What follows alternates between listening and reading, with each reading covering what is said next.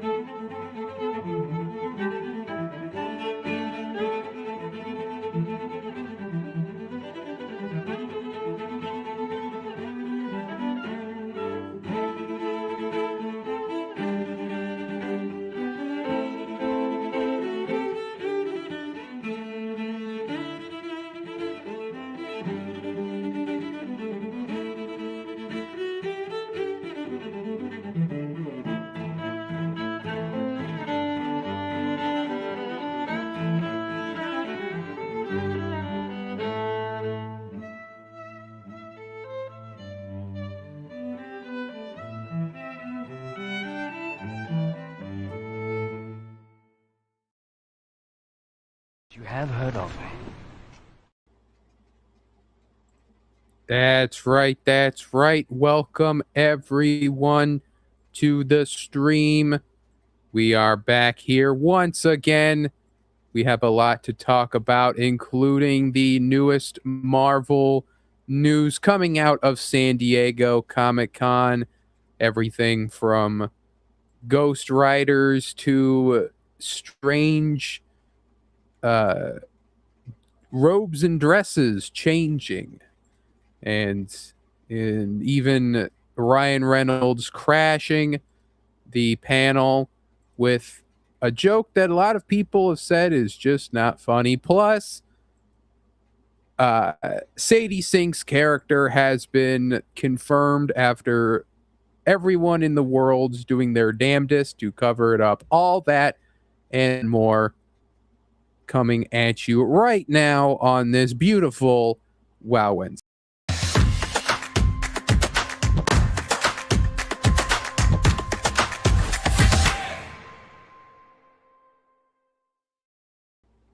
Greetings, travelers, whiz kids, and word players. It is Wednesday, which means it is Wow Wednesday once again. I am Wizard of Wordplay, the Wow of Wow Wednesday. Welcome, everyone, to the show. Welcome back, and welcome all the new faces watching live right now. Let's say hello to the chat. We have Baki, and we have Noxie, and we have Series of Bats dropping the links in the chat. Welcome, everyone. It was a quick week, I'd say. You know, despite work dragging on, and something about it just flew right on by. And we are back to talk about all of it and all the newest news. I didn't even know that San Diego Comic-Con was going to happen. I just randomly was just like, oh, there's all this stuff they're announcing, and it's like, oh, we got a bunch of shit to talk about. It's crazy. There's video game news, there's Marvel news, there's DC news, there's Avatar news. And so I was just hit with it all. Wasn't expecting it. So we have a pretty packed show to go through everything. So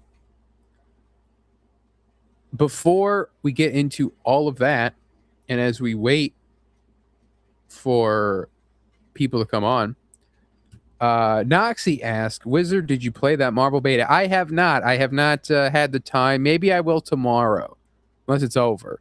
Thought it might be over. So I guess I missed out. But no, I did not have the time to get into it. Sadly, having to work on the weekends, so it's like I don't have if they start stuff, then I don't have the ability to. But really tried to hammer out some of the creative prospects, tried to get a handle on my backlog and current game stuff. I had to set Assassin's Creed Resynced aside to play GTA 5 because I wanted to play through that again before 6 came out. So I had to run through that, and I didn't do a full run like I wanted to, but I don't have the motherfucking time like I did back when I was a teenager. Swan's here. Thank you, Swan, for dropping the stars in the chat on this beautiful night. The stars are out tonight. It's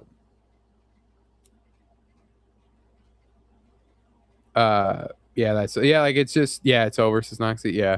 Well, when it comes out, I don't know if I'll buy it though. When it comes out, I'll probably wait. I'm not that like, oh, I need to run and grab it, because I mean, like, it's got a story mode, so I do want to play it, but I'm not gonna rush into it. I'll wait.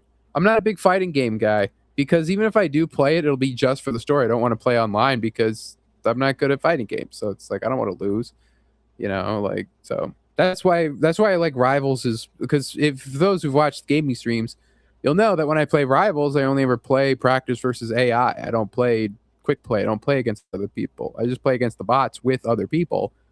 But I do like playing with other people and just being like, yeah, just be like, let's just play do a couple matches, get the battle pass stuff moving, and I'm fine with that. That Marvel fighting game is a good game. I hear good things about it. So far, I've heard. I mean, it's made off of those. It's made with Disney money and those Dragon Ball Fighter like experience, so they know what they're doing. They did hold off on a lot of there's a couple characters cut that aren't in the beta. I think Blade's the only person that's brand new. But there is there's a lot in there that's like, oh wow, like we're seeing a lot in here. That's like they give you a lot in that beta. So yeah, it is weird to do a beta, do it only for a little bit, but I guess I don't know. I feel like a demo, you should at least have a demo that's just out. Like, yeah, you can remember demos. Remember when people used to do that? Like, you used to be able to get like, yeah, you can do like 3 matches in this fighting game, or you could, you just do this little demo, and then you had to reboot it and start over. Noxie says it sounds like you need a community to play fighting games with, some sort of fighting game community, some sort of FGC. Those are never terrible. Yeah, just in general, it's like, I mean, I'd like to. It's just I don't have the time. Like if I would have to play Tokon, I'd have to drop Rivals, I feel. Because I get home from work and then I play Rivals to get the stuff in there, and then I'm like, yeah, I gotta jump right into working on the comic book. And that's the routine that I more or less want to have from now on. So, Blade, Goblin, and Magneto. I know Blade's in there. They advertised that. Yeah, Goblin is in there because I saw people. You could hit yourself with the glider and perform a KO on yourself, just like Goblin can. And Magneto, because people were adding him to their black team. And they wanted to have an all black team, and they added Magneto, and they're like, he counts, okay? So, but. Yeah, so I finished Grand Theft Auto 5, the story mode of that. And it is crazy playing, like I've talked about this before. The amount of stuff that changed over the course of like our society in both big and small ways, but the stuff that Grand Theft Auto 5 was parodying, I thought wouldn't become outdated because I lived it. And then now looking back on it, when you play through that, it's like, man, like the stuff they chose to emphasize on, there was the war on terror, that's done. Like it's not as big of a thing as it was. Now we have more school shootings and homegrown stuff, but like as far as like the there's that the FBI and the CIA stuff and the funding issues, the recession, like all that stuff is just kind of like, hey, we don't talk about that anymore. The culture about reality TV shows, Fame or Shame, the idea of America's Got Talent, American Idol, those are done now. Those aren't as popular as they were. So, it's just crazy. Just like, it's like, man, the world did change and you just don't know it. You just don't know about it. Is this what getting old is like? All you old heads in the chat, is this what getting old is like? You're able to look back on things that you once lived through that was relevant at the time, and then it's like, man, this is just completely different. But I did get able to get back into Assassin's Creed Black Flag Resynced and do some more missions on that, and able to play a lot of the new stuff as long as with the old. And I don't know, I look forward to my review of that. I will be doing a review of it. I just I'll give it one more week of playtime. But ladies and gentlemen, back on WoW Wednesday after his hiatus. He's as smooth as Tennessee whiskey and sweet as strawberry wine. It's Jesker James. What's good, man? What's happening? What is up? We have just got done talking about Grand Theft Auto 5 and how the march of time has made that game slightly outdated, which I didn't think would happen. Wait, what? Well, it was like the stuff, if you ever like played through it or watched the story mode again, just the stuff that it was parroting, it's like I played that when it happened, when it came out, and it all made sense and it was all indicative to the culture. But now it's like it's a product of its time in the sense it's like it's a time capsule, right? And I didn't think going into it that it would be as like different as it is. But it just shows just how much we've advanced to where GTA 6 can do a lot. GTA 6 can have AI, it can have TikTok, it can have, more YouTube stuff. It can have a lot more than what GTA 5 had. Yeah, but I think that's true for anything. Well, not for anything, but stuff that like specifically comes out in a specific time period and is trying to encapsulate the world of that time period. It's not going to age particularly well, but you got to look at it within the context of the time that it came out. Yeah, well, the difference is, Jesker, is that when I watch like a movie from the 80s that's talking about the 80s, or if I were to watch Stranger Things talking about things that happened in the 80s, I didn't live through the 80s. So it's like, it doesn't matter to me. It goes right over my head. But when I lived through 2014 and I remember what the early 2010s was like, and that's what this game is parroting, it's like, wow, like I feel old now. Yeah, but I mean, I think that's being a little unfair because you're making it sound like, the 80s were the were like this mythical thing because I didn't live in it.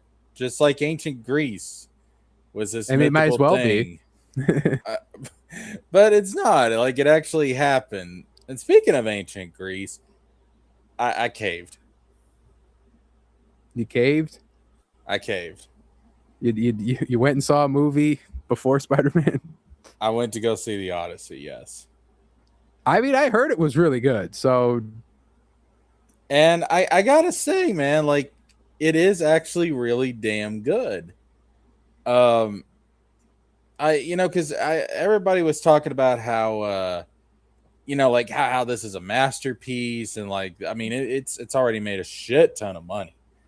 So I was like, all right, screw it. So I went to go see it, and yeah, like a lot of the DEI casting and shit that people were bitching about, it's not that big of a deal.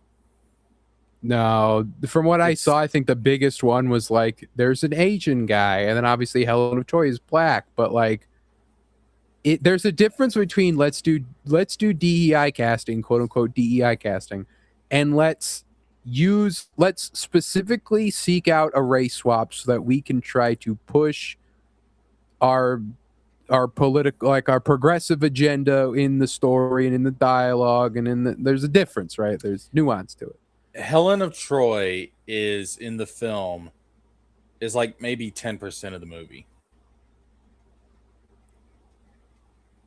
She's not that prominent of a character.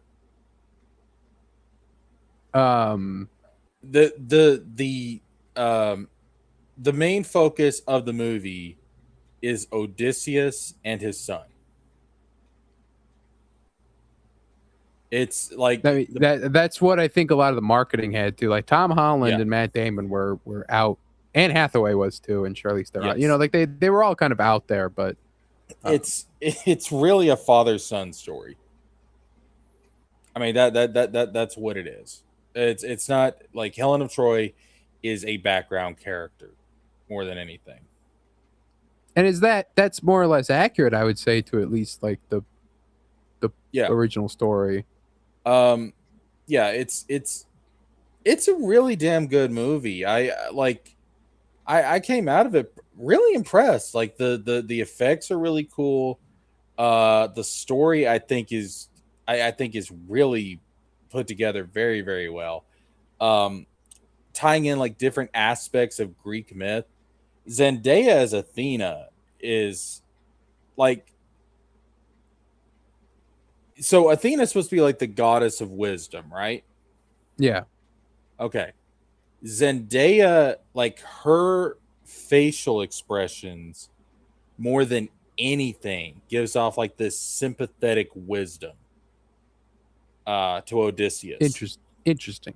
Yeah. She Zendaya is a great actress, but like when you're able to tell a lot of emotion just with facial expressions, that's hard to pull. That's harder to pull than what people think. But no, like she's actually really, really good as Athena. It's a long movie. I mean, the movie's nearly 3 hours long.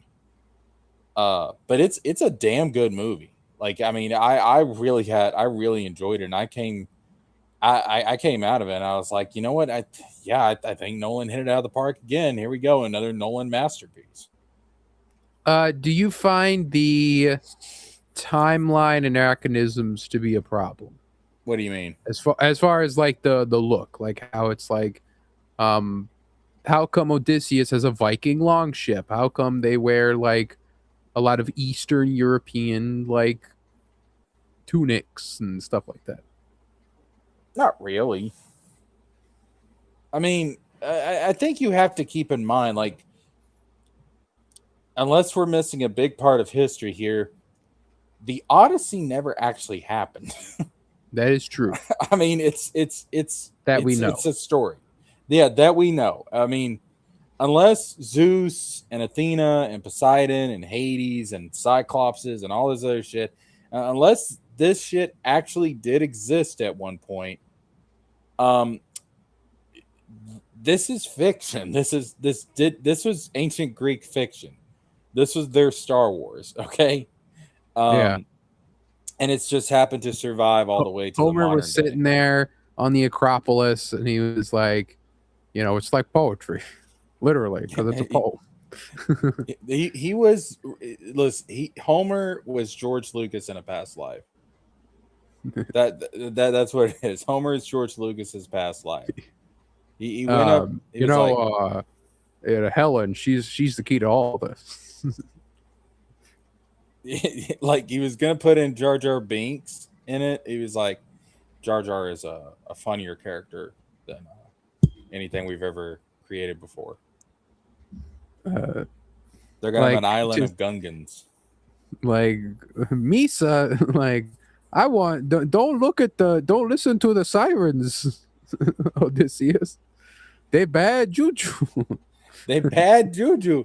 They bomba clan.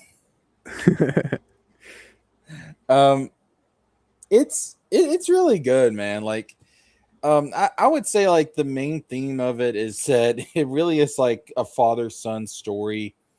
but it's also like a story about civilization, like what makes us what makes us civilized, because there's a lot of like, it kind of goes into like the fall of ancient Greece a little bit, and kind of like how humans, even when we have a good thing going and we have these great civilizations, we're prone to fuck it all up, which I found to be a very interesting aspect to take all of it.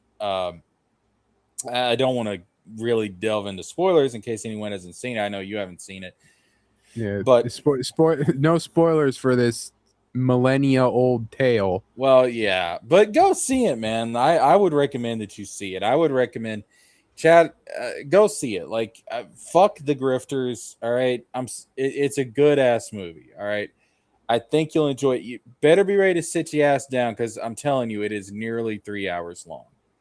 That's not including like all the movie previews and shit. I'm talking about when the film starts to when the credits roll.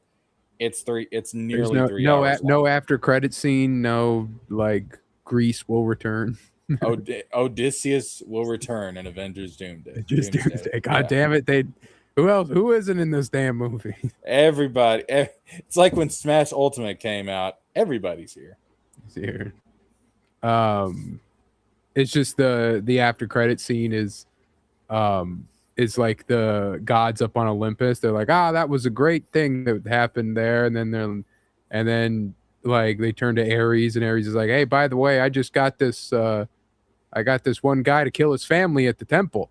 And they're like, oh, that's cool, Ares. That surely won't do anything. And then it's just like God of War. God of War. Amazon Prime. Dun. Can you imagine how fucked up that would be? Hey, I got this one dude to kill his whole family. Pretty cool, huh? like Zeus daps up Ares like baller, bro. Zombie Boy's here. Welcome, Zombie Boy. You know, like how in a lot of Greek stories the gods are dicks. Yeah. Not really the case here. No, I think from what I've read, they more or less wanted to portray the passiveness of the Greek gods. Yes. So Athena is very wise, but she doesn't directly interfere. Yeah. It's almost like she's there to tell Odysseus, like, look, you already know this deep down, like you already know this thing. And it's even like it's no one said it could go either way depending on your interpretation, that she's not even there. It's in his head. Yeah, you could interpret it like that. Personally, like I like the way Athena was portrayed. As far as like some of the other gods, like when they do something that appears dickish, it's always because they're provoked. Yeah. Like it's always human stupidity that provokes them. You're definitely gonna have a tough December when it comes to ranking your top 5. Like, I know. I'm telling you, man. Like, I felt like this is a movie that if me and my dad had gone to see it, like we would have loved seeing this together. If I somehow see 10 movies, I can be convinced to do a top 10 instead of a top 5. That'll make it easier. How many fucking movies have I seen this year? I've seen Iron Lung. I've seen Michael, Sheep's Detective, Mario, Hail Mary, Disclosure Hail Day, Mary, Disclosure Day, He-Man, Toy Supergirl, Supergirl, Odyssey. I know I've seen more than that. What else have I seen? You're gonna see Spider-Man. You're gonna see Avengers. Gonna see Spider-Man. Gonna see Avengers. I'm gonna see Coyote versus Acme. That looks really funny. I feel like I've seen more movies than that. But I can't think of them. I mean, there was a point you were going every weekend for like months. Months. No, in June I saw a movie every weekend because there was a movie coming out every weekend. Now, I will say I'm going to be interested to see how this plays out this Saturday or this weekend, because apparently, like, there's like a lot of the IMAX showings of Odyssey are completely sold out this weekend. Yeah, well, Marvel is doing. They got their own Yeah. IMAX that they invented. Well, I think the reason for that is because Odyssey's in IMAX, and then when Doomsday comes out, Dune is going to be in IMAX. Yeah. Um, I was specifically from what I think we talked about on the show that like Disney wanted to like have fill the whole theater for that weekend, and IMAX wouldn't do it.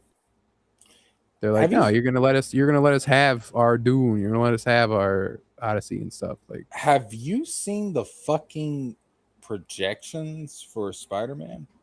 no, I haven't. Oh my dude, Beefy's here. Welcome, Beefy Bites. I have seen some wild box office opening weekend predictions. On the low end, 200 million. On the high end, I saw 300 million. I can see that. I mean, so my sister, she's actually going to see it right now, because she's in Australia where it's technically Thursday. Aussie. So she's going to actually go see it, and she said that it's packed right now down there. Oh, I'd say so, dude. That movie's gonna make a shit ton of money. Yeah, that movie's gonna make a shit ton of money. We'll get to it later, but the spoiler they were all trying to fucking hide got spoiled. I heard. I don't know about her identity. I've know the spoilers out there. I'm trying to avoid it. Don't say shit. Well, I mean, we're gonna talk about it, so I'm gonna dip out when you do that. I'll dip out. All right, I'll give you a warning beforehand. But yeah, me and you, Jessica. Jessica, we do gotta have a fight. No, we don't. Netflix Avatar season 2. Mm-hmm. We were on opposite sides for season 1. I, of course, was very critical of it. You found enjoyment. You sent me a message at one point saying that you got to, was it episode 5? And that had killed it for you. And we talked about that beforehand. We had talked about it on the show, and you said that you were not liking it. And I was only about 2 episodes in. So can you elaborate on your thoughts on Netflix Avatar season 2? The whole season? Yeah, Okay. You can lean more specifically about what was so bad about episode 5, if that's what started it. Well, I'll just talk about the season in general. So in the first one, I understood it in the first season. Excuse me. I understood it to be an adaptation of the animated series. So I wasn't expecting every episode to be, one for one, because it's a shorter season. They couldn't do that. But overall, I felt like the spirit of the animated series was still there. Yeah. And there were certain things that I actually liked better than the animated series. Like, I liked that we got introduced to Ozai earlier, and then we got more with Ozai. Like,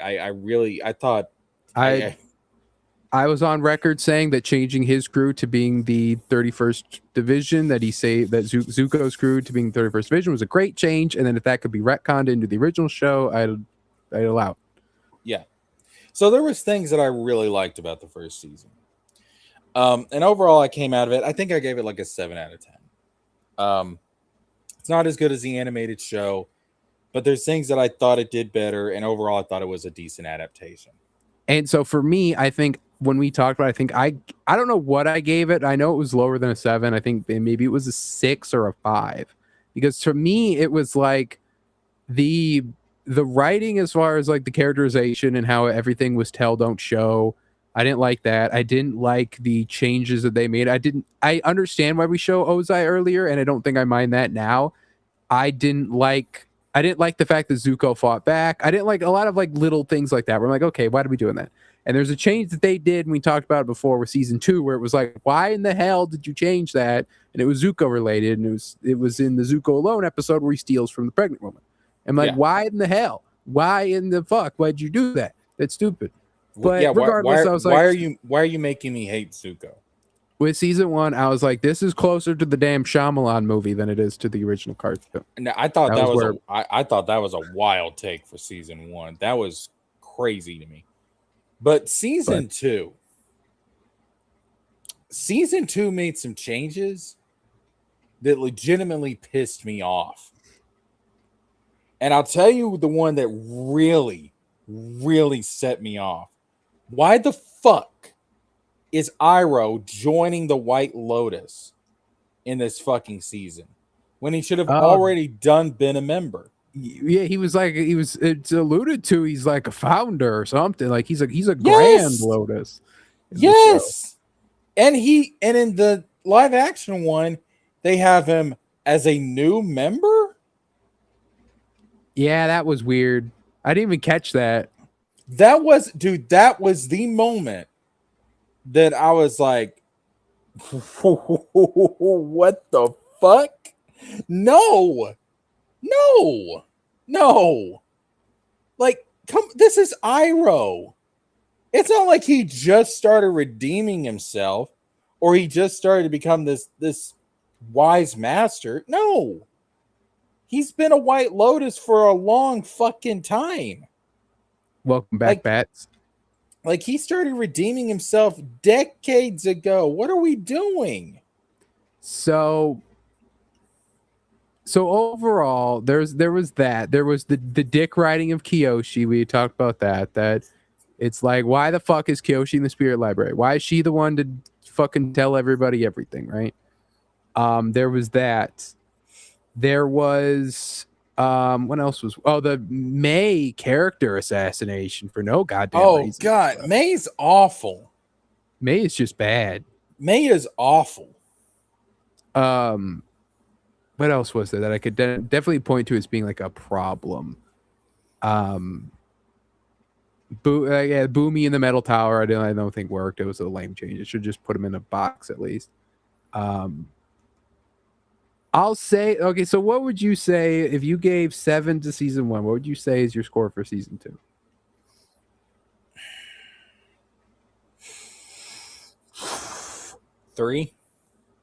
3. Yeah. So here's the thing, Jesker, because we do got to have a fight.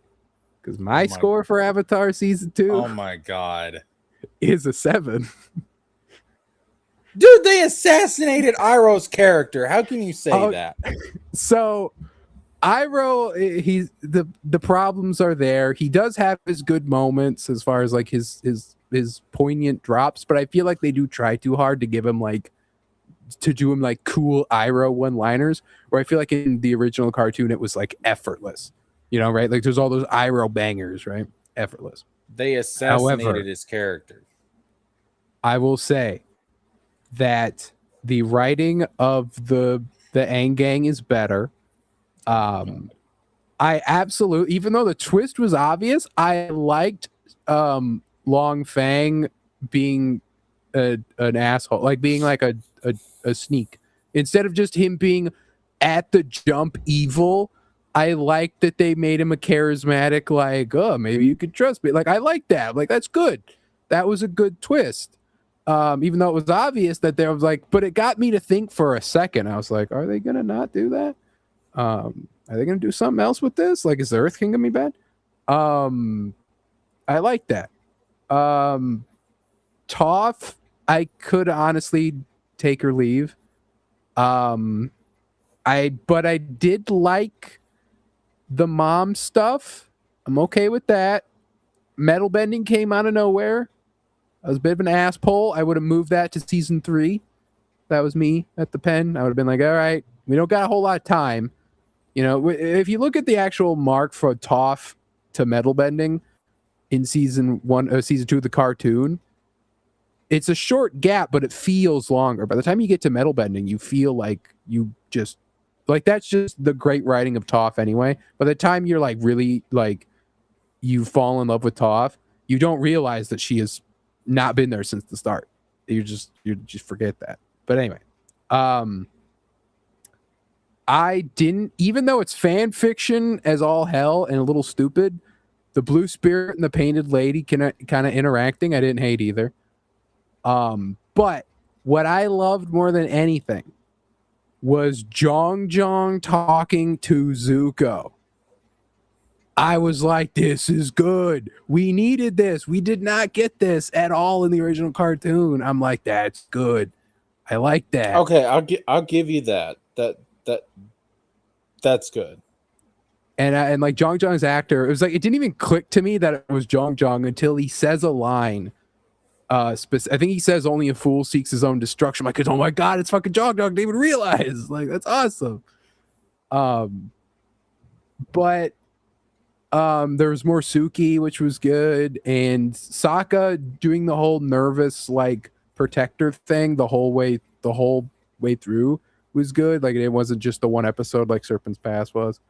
Overall, like, I kind of like walked out of that and I was just like, I kind of liked it. I liked it more than season 1 for sure.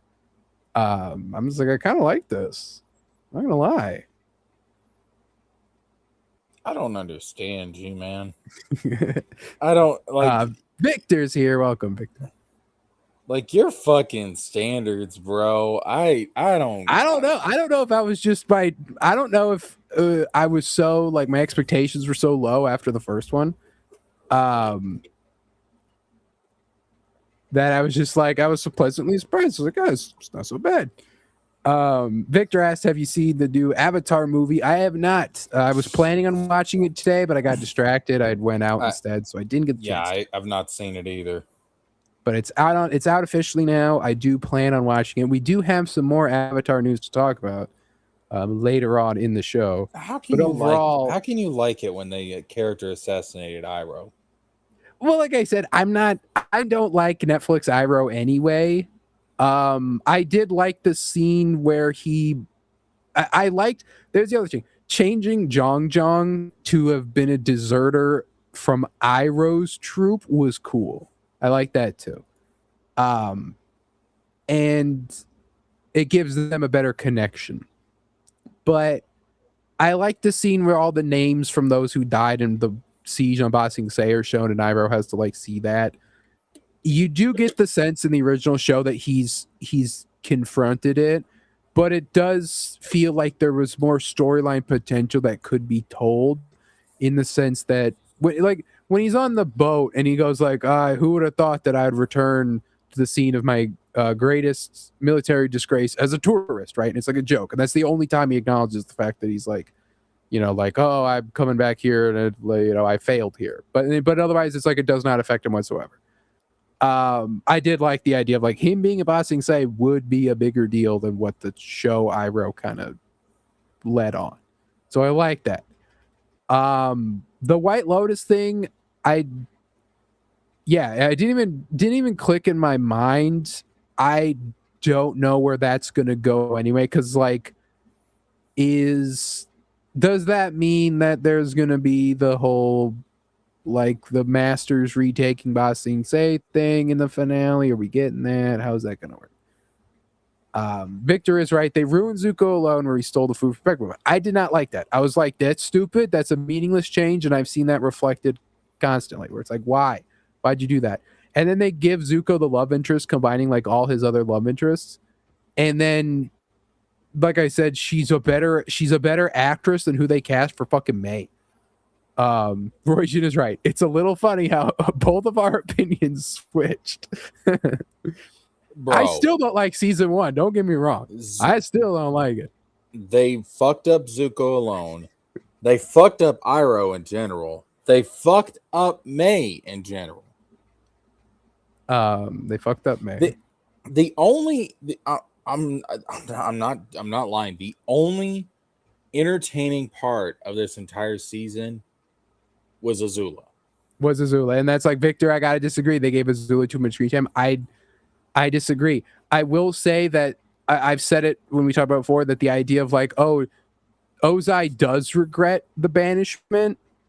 I was like, yeah, and Appa's kidnapping is completely not needed. They almost shouldn't have done it. It's so tacked on, and you don't even like get the sense that like. But I will say the drama around it, where Aang gets mad at Sokka and Kintara, I liked that. I'm like, that's pretty good. And how and then when he's betrayed by Long Fang, it's the sense of like, well, Aang, they're like, why'd you trust Long Fang? And he's like, oh, sorry for being too trusting. You know, it's like, I like that. That was good. That was good drama. It was specifically for that show, but the writing on it was good and it was acted very well. I'm like, that's good. It's good stuff there. Like, every time I liked Azula came on screen, every time an episode would shift back to Azula, I uttered a sentence I never thought that I would utter. Oh, thank God Azula's back.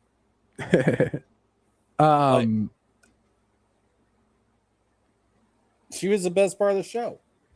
They had Aang spare Azula in book 2 when he was in the Avatar state. Well, he froze. They don't give you the guru at all, so there's no real reason for him to like it was like they pull some bullshit with Kyoshi. They're like, oh yeah, like everyone can control the Avatar state or something. Like, what'd she say? It was something like that didn't make any sense.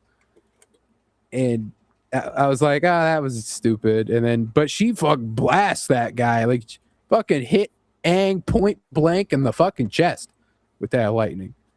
Hell yeah, dude! Azula was awesome. Like that's the thing. Like the 3 rating I gave you. The reason that it's that high is because of fucking Azula. If it was no Azula, it'd be like a 1.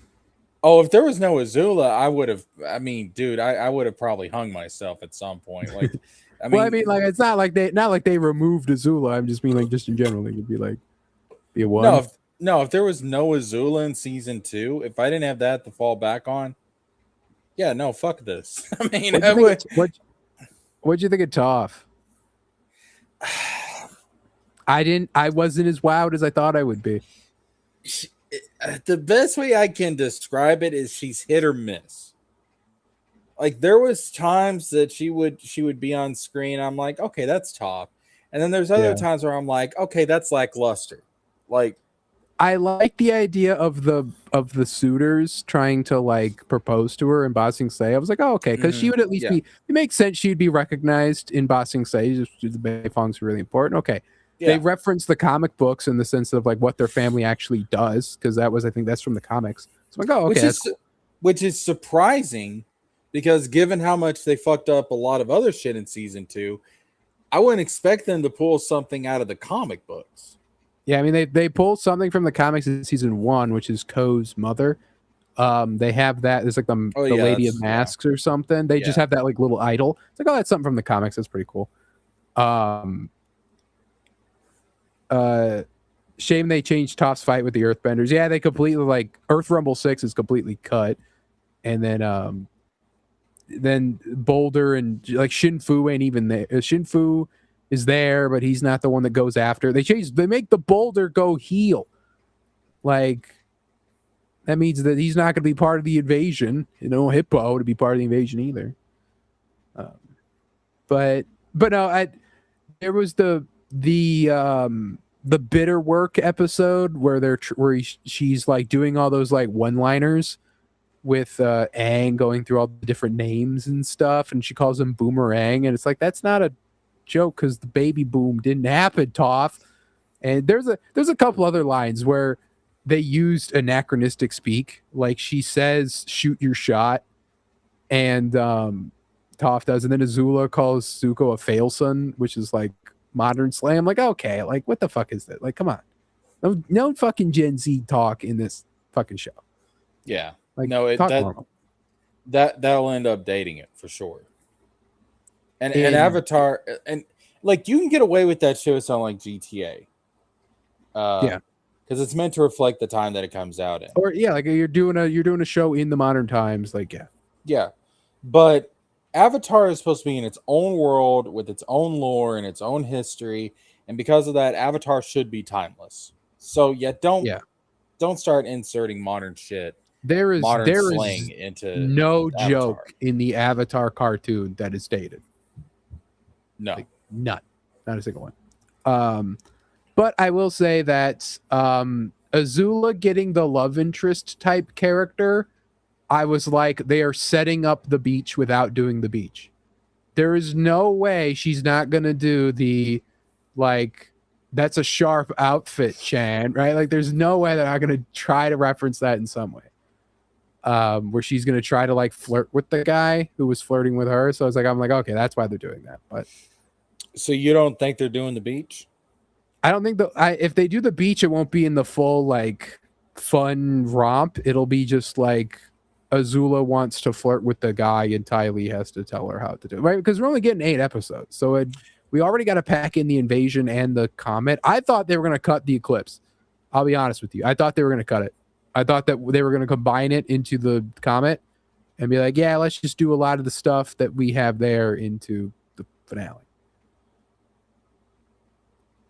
Yeah, this is why we need more than 8 episodes a season. We need more than 8 episodes.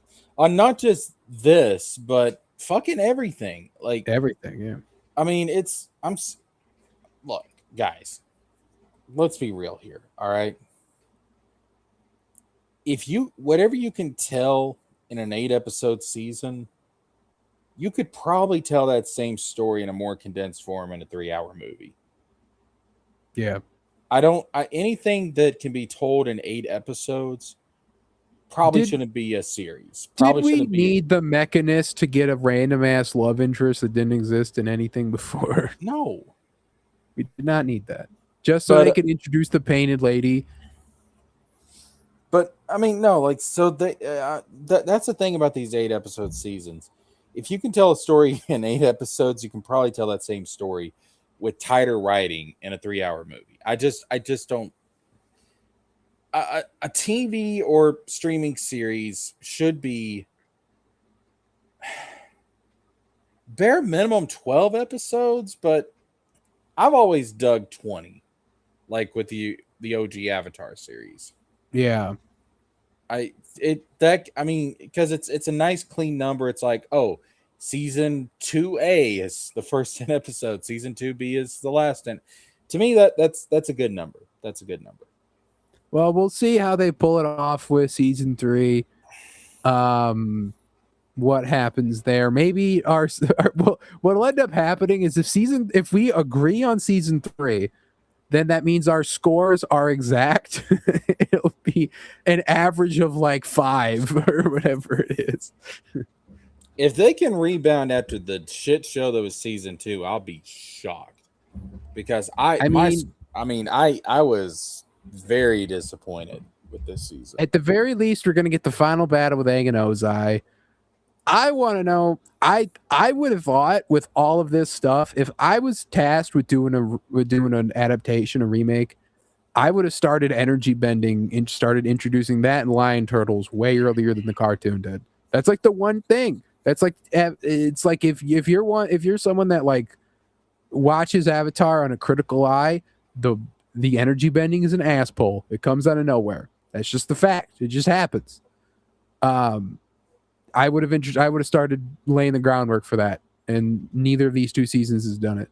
So it's like that sucks. Like we do get to see a lot. They changed the drawing of the lion turtle to a drawing of Avatar 1. Did you see it with the lion turtle from Korra? Did you see it? They did that. Like Avatar 1, the only good thing of Korra season 2. I'd have to go back. I don't remember that. So it's like they don't like prominently show it, but it's on one of the things when like Toph is standing next to Kyoshi, or when it's like Aang. It's when they're in the Avatar section. Like, oh look, we're in the Avatar section, and you see like the poster is of the lion turtle, and then you see Avatar 1, like trading with it or something like that. So I'm like, oh, that's cool. Like they reference that. I'll have to go back and rewatch that because I don't remember that. But yeah, and the idea, and like the whole idea of Kyoshi being there was so dumb. Roku, not there at all. Young Roku is there for something. I don't even remember what he was there for. I think like in the very beginning monologue. But just the Kyoshi fucking dick riding. Just get off of Kyoshi's fucking nuts. Jesus. Yeah, it is kind of crazy, bro. It's like we Kiyoshi's like, why is Kiyoshi like this arbiter of wisdom all of a sudden? She was one of the most unhinged of all the avatars. Yeah. Like she was like, fucking kill that guy. Like Yeah, she was like, quit being a pussy. Aang, grow a pair and fucking murder the Fire Lord. And I don't mean a quick death. I mean torture Painful. the motherfucker. Slow. All right, for hours, days, even. It's like, all right, Kiyoshi, shit. Like, Yeah. calm the fuck. Like, Kiyoshi can be very fucking scary when you think about it. I don't know why they think she's this arbiter of wisdom. She's not Athena. Well, I mean, don't you know, Jesker, you can't have toxic traits and be a lesbian. That's can't happen. You got to be cutesy, like wholesome Chungus, you know. That's bullshit. So, anyway, that's enough of the Avatar talk for now. If we have time, we'll get into the Comic-Con Avatar news. If not, maybe next week if we watch the. We ain't gonna do Seven Heavens. Well, we might. We're not gonna go into that right now. We might do that later tonight. I just got a lot to talk about, and we got to start with Marvel's Comic-Con news. Starting with the hottest, pun intended, that Ryan Gosling officially joins the MCU in Ghost Rider, directed by Sean Levy of Deadpool and Wolverine fame. This has been rumored for years. I remember them hearing about, we're gonna totally do, we want to do Ghost Rider. We want to have Ryan Gosling there to do it. We're gonna do it, guys. It's gonna happen. But it's finally confirmed.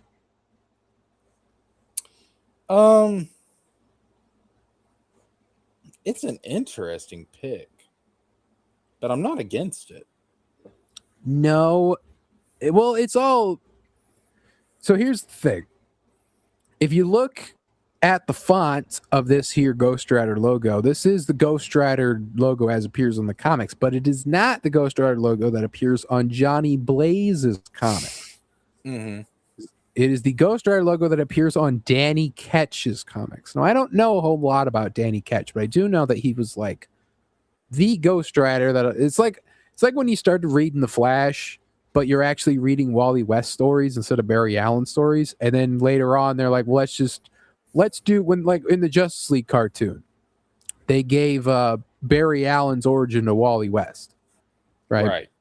So Danny Ketch is the one that has the chains and the spikes and the the Ghost Rider stuff that the Nicolas Cage movie basically took and was like, yeah, let's do Ghost Rider and then it just becomes Johnny Blaze's stuff, and then Danny Ketch is like, yeah, we don't really talk about him in as much anymore. But anyway, so I don't know for sure if this is going to be Johnny Blaze or Danny Ketch, if they're going to do some amalgam of it, what we're going to get. I will say that Gosling's good. He's a good actor. Yeah. Does he work? Yeah, Ryan Gosling's a really good actor. Like, I can't really think of a role that he's been bad in off the top of my head. Now I will say, like, Ghost Rider is one of those things in comics that I have a blind spot. I don't know as much about Ghost Rider as I probably should. Yeah, me neither. Like, I haven't actually sat and done, like, I've done deep dives fairly recently, but the problem is that with Ghost Rider now, Johnny Blaze isn't the Ghost Rider. The fucking what's his face? Robbie Reyes is Ghost Rider, and so he's not possessed by the spirit of vengeance. He's possessed by a different demon, and so on and so like there's a lot of like little changes. I mean, Ghost Rider works. You know, it can be good. This movie has to be like what R-rated, right? Like PG-13 Ghost Rider, they've done it already.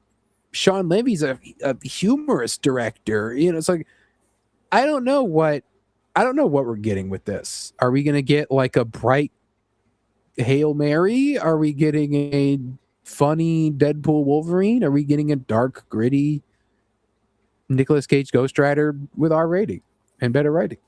I don't know. I'm gonna be honest with you. I have no expectation. Yeah. Because I'm like I'm so out of the loop when it comes to Ghost Rider. I have no expectation. The one thing that makes this interesting is the fact that this will happen post reboot. This is a post reboot project, so it is also good that we're getting Nova and Ghost Rider finally, like two. You know, I talked about before that the Nova movie is officially in the works. Honestly, Gosling should have been Nova.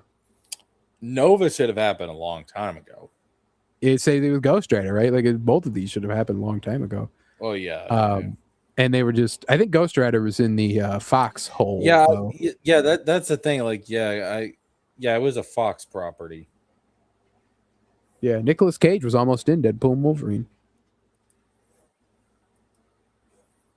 He did say that almost happened. Yeah, I remember. Yeah, I remember hearing something about that. But regardless, yeah, there's like no expectations with this. It'll be interesting to see what they do and where they go, and hopefully they actually get to it. I mean, remember they announced a Blade movie, and as I talked about last week, Feige straight up said, "I feel like a failure for not getting that movie made." Yeah, man. Like, I don't know, dude. Like, it's killing vampires. Like, he's a guy with a sword and a leather jacket killing vampires. Like, it's what else do you need? That's the movie. It's really not that difficult of a concept to adapt.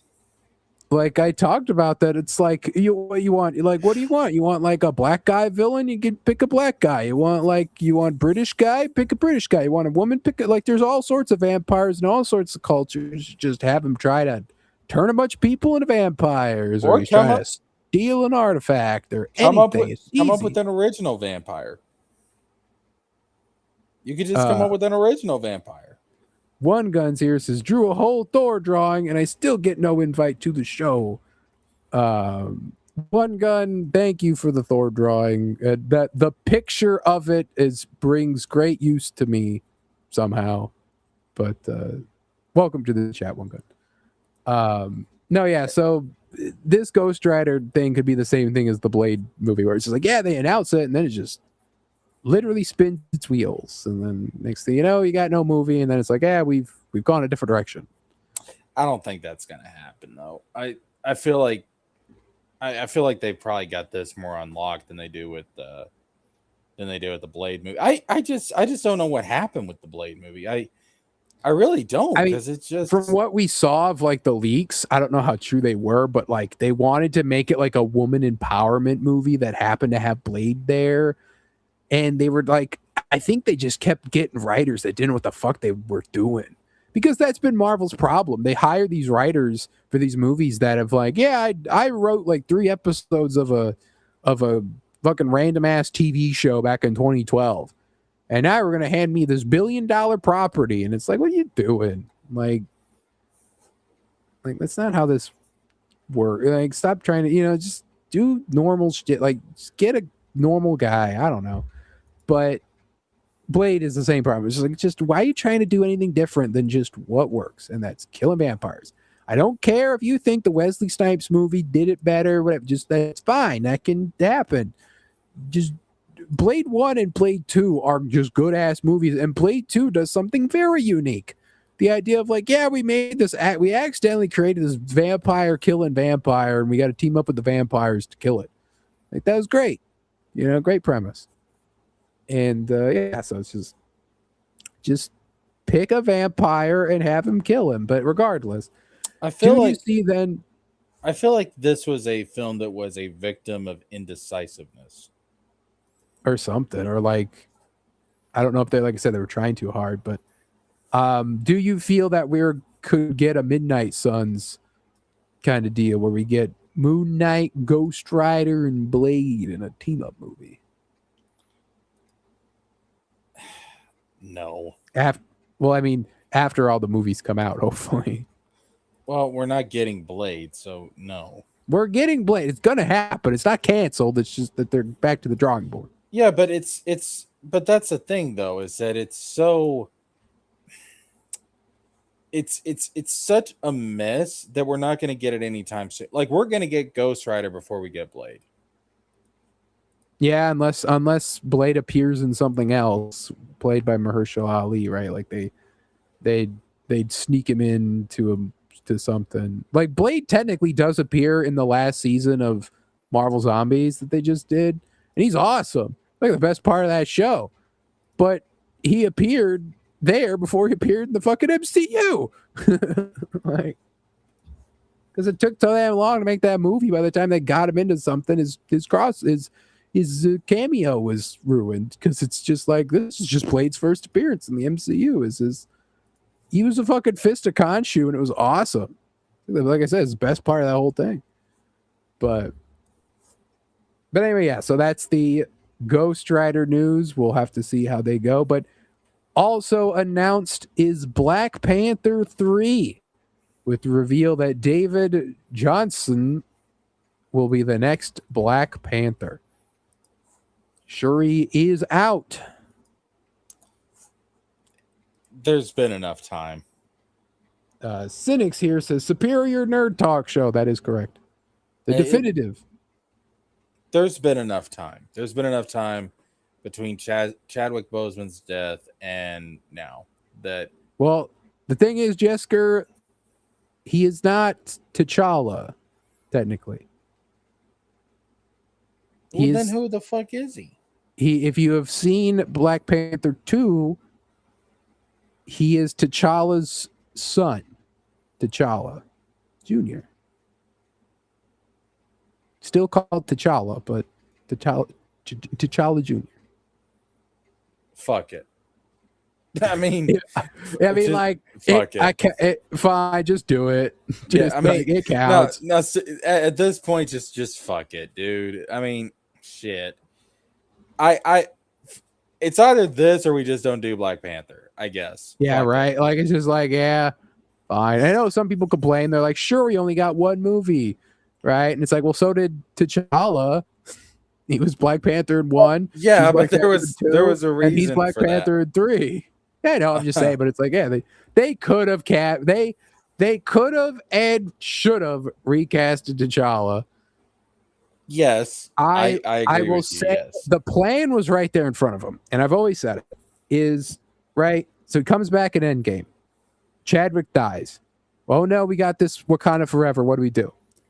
Wakanda Forever is about the mourning of T'Challa's character, and Shuri takes up the mantle, right? Okay.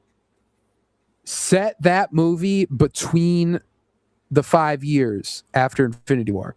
Granted, Shuri is listed as being under the people killed in the snap. However, she's only seen in a hologram in the office, and that's it. So you can retcon that or give a reason why she would be listed and she's actually like in hiding or whatever the fuck, right? But do that, and then so look at how long it's been from Endgame to now. And we still haven't even, like, now we're getting Shuri back in something in Doomsday. Mm. But this Doomsday could have had the recasted T'Challa. You could have had your who did people the fucking guy from Star Wars that got shafted by Disney. Wait, you talking about Finn? Yeah. What's the actor's name? Oh my god, I why? Fuck, what is his name? It's fucking out of my brain. I can't think of it. I thought of it earlier. I can't. Hold up. Let me look. I'm getting it too. Hold on. John John John Boyega. Boy. Yeah. John Yeah, Boyega. like you'd be like, announce a Doomsday, John Boyega will be Black Panther. He'll be taking over the role from Chadwick, right? Like the amount of time that we've had distance. But Marvel's weird. Like Marvel, remember, removed T'Challa from X-Men 97. And we've talked about the T'Challa erasure, whether or not it exists. Whether or not Shuri's the Black Panther and Tokon because of T'Challa erasure. Not true, because Marvel Rivals has T'Challa and so on and so forth, right?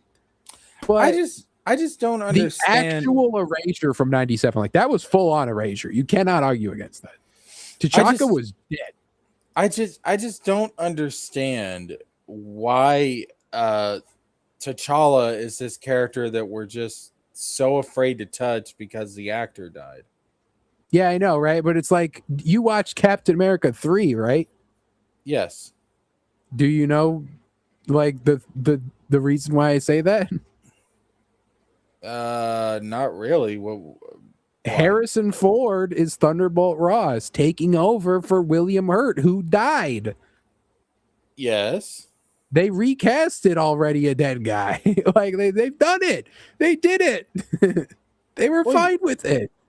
Yeah, I mean, but because it's Chadwick and he died, they're like, oh, he's like, he's not T'Challa. He's the guy playing T'Challa. He's not above the role. Like, don't deify him like that. He wouldn't have wanted that, probably. I'm pretty sure his brother said that he wouldn't want it. T'Challa is a comic book character that existed before Chadwick Boseman played him in the MCU. It's not like T'Challa was created for the MCU. No, the Keith idea David voiced him. That this one character, because his MCU actor died, we're going to treat it as like this weird thing that has to be treated differently than any other character. It makes no sense. No, like, could you imagine if Robert Downey Jr. died after Iron Man 1? Yeah, like what are we gonna do? Just not have Iron Man anymore? No, they would have, especially back then. They would have been like, "Nah, fuck it, we recasted him," because we still got plans. Let's get Tom Cruise, right? But hey, Johnny Depp, you want to be Tony Stark? Yeah, Johnny Depp, any of them. But the idea, I created Ultron, savvy. Yeah, like let's get Amber Heard to be Pepper. No. No. Yeah, no. Oh God, no. No, yeah. So just yeah. This. I mean, I'm glad that we're getting a Black Panther 3. I don't know who the hell's gonna be the villain of this. Like, when is Black Panther 3 supposed to come out? Just post. I don't think they've announced it. Just post Secret Wars. Why? We're rebooting after Secret Wars. Why are we? What? Well, okay. So as we talked about last week, we're not doing a full reboot. We're doing a soft reboot. We're doing an all new, all different, which is basically so. Feige said that it's going to be like after the Secret Wars in 2015. It's not. We're not doing a Crisis on Infinite Earths. We're doing Secret Wars 2015, meaning that the incursion happens and all the worlds are slammed together. So Miles Morales, right, joins Earth 616 after Secret Wars, and his mom is back alive, and he always existed in Earth 616, right? They're doing that kind of deal. So that's basically why the X-Men and the Fantastic Four will have always existed in the MCU. Like, the Fantastic Four didn't exist in the 60s on this alternate Earth. They were in modern times, and they had modern suits, and they modern hairstyles, and all of everything. And then that's basically going to be the idea. And so whether or not anyone remembers what happens will be an entirely different story, but that way it doesn't erase the, like, Iron Man 1 doesn't have to happen again. Iron Man 1 already happened. But now Iron Man may be recasted. He may be Tom Cruise now or whoever they decide to do, but he would have been like, yeah, I didn't die in the end game, or now, or like, oh yeah, the other guy died and I'm the new guy, whatever they decide to do. Well, but we're not going to start over from the beginning. If you're going to do a reboot, I don't care if it's a soft reboot or not, don't call your movie Black Panther 3.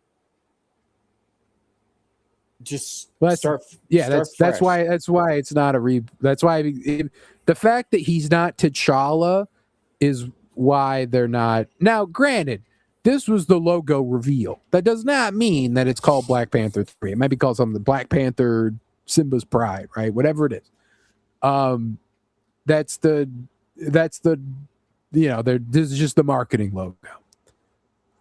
And so, that's why he's not playing T'Challa regular, but he will just be referred to as T'Challa here on forward. He'll be referred to as T'Challa, and his dad died, just like regular T'Challa. But don't worry about that. So this is dumb. Roygen says they shouldn't have killed Michael B. Jordan. They should have had him be redeemed to become Black Panther in the second movie. Well, live and learn. But granted, if you could also argue that him being like an Americanized Black Panther is no good too. So what they should do is that they should do a clean sweep and let's just start this shit over again. I don't feel like I feel less now like I want the clean sweep because you do lose out on like Spider-Man. You lose the Fantastic Four. If they do a clean sweep, they'll recast the Fantastic Four. Do you want that, Jesker? Do you want a recast of Fantastic Four for a sixth time? I want us to start all this shit. Well, no, look, I'm not saying you have to recast everybody. What I'm saying is then you're not doing a reboot. You can't have the films that come after follow the same continuity. The whole point is to have a new starting point. You can, all right, fuck it. Let me just go into the theory, all right? Franklin Richards is going to reset this shit. Or the defeating a battle world Doom or the God King Doom or whatever. I think Doom's gonna fuck all this shit up. He's gonna fuck up all the universes, and Franklin's gonna have to step in and he's gonna have to fix this shit by combining everything into one universe. All right, that's what the fuck I think is gonna happen. So what you do is that you can have some of the same actors cross over into the new universe. That's fine, but you can't have their histories and their stories be a continuation of anything that came before. So, like the Fantastic Four can all remain the same cast, but they cannot have the same history that came before. Eventually, I disagree. Eventually, they like Reed Richards can have Franklin as a son later on in the new timeline, but like all the shit that came, and the reason why I say that is because Phase 4 was such a fuck up for the most part. Yeah. We need to reset this shit so we can just be like, well, that happened, like that way we don't have to carry all that baggage that came before. It also lets people that weren't a part of that weren't fans of the MCU or were watching the MCU, every single year that it was going on, to have a starting point to jump in and to not have to worry about all the stuff that came before. I get it. I think that when you look at it for the casual audience perspective, in the sense that you're watching a trilogy of movies, right? For Black Panther, you're watching a trilogy of movies for whatever else, right? So like Captain America, right? You're watching Captain America trilogy, they all make sense, right? In between the movies, he meets these new friends from the Avengers, so on and so forth. You're meant to understand. If you don't, too bad. Then Captain America 4 comes along. It's like, well, that guy's fucking dead. And then the guy from 2, well, he's now Captain America. So okay, I can kind of figure it out, right? So imagine if it's Fantastic Four. You're going into you watch Fantastic Four on Disney Plus, and you go into First Steps 2, whatever, right? Second Steps. And you're watching Second Steps, and it's like, okay, now we're in modern times. We're in this full-on reboot thing, and it's the same cast, because it has to be the same cast, right? And you can explain just being like, yeah, after that incursion sent us here to this new world, we've been kind of like dealing with some random bullshit, and it's been a pain to monitor everything, is what Reed's like saying to Sue or whatever, right? Whatever happens. But it just makes more sense to just continue the story. That's the MCU's whole thing. I don't think they need to completely, when they want to completely end and recast everybody, is when they can do so. Then if you're not going to do a full-on reboot, if you're not going to invest in this shit fully, don't do a reboot at all. That's why it's like, it's kind of not a reboot, it's a new chapter, I believe is what he's more or less said. To me, the whole point of this is to take not just everything MCU, but everything Marvel live action that has happened up to this point, the Fox stuff, the Sony stuff, the MCU stuff, and to have this be the grand finale of all of it. That way, everything that came before can have a conclusion, and then we begin again with everything under the same umbrella. That way we don't have, well, here's the X-Men franchise, here's the Avengers franchise, here's the Spider-Man franchise. It's like, nope, this is the new MCU, and it's going to play out like it really should have all along, with all of Marvel's properties under one umbrella, so that we can get an actual Marvel Cinematic Universe that reflects the fucking comics. Yeah, but you can still go back and watch the other movies and follow the story up to this point. They're not gonna give you a brand new story, in the sense that I mean, well, what are we supposed to do? 20 years from now, we're still continuing on with fucking Patrick Stewart's fucking Professor X. Like, at some point, those gotta, guys will be recasted. The Fox X-Men are getting recasted. The jury's still out on Hugh Jackman and Ryan Reynolds, but everyone else is getting recasted. At some point, we've got to let the fucking stories end. They will. It's just that there's a lot more Tom Holland's got a lot more legs on him before they switch to Miles. And they will switch to Miles eventually. No, you do another universe and you start out with another Peter Parker. Now you can introduce you can bring in Miles later on in that new universe, but you start out with the new Peter. How quickly do you want a new Peter? You talking right after Avengers Doomsday? You gonna go into the movie on Friday and you're be like, this is the last time I'm gonna see Tom Holland? Secret Wars after Secret, because I mean, Tom Holland can't play Spider-Man forever. I mean, Spider-Man can age up just like anybody else can. I mean, if we don't do the clean reboot now, we're gonna be here in another 10 years doing another reboot. So you want recasted Spider-Man, but you want Fantastic Four to stay the same. I think that Tom Holland has had a good run as Spider-Man. He's gotten 4 films. He's been in a shit ton of the crossovers.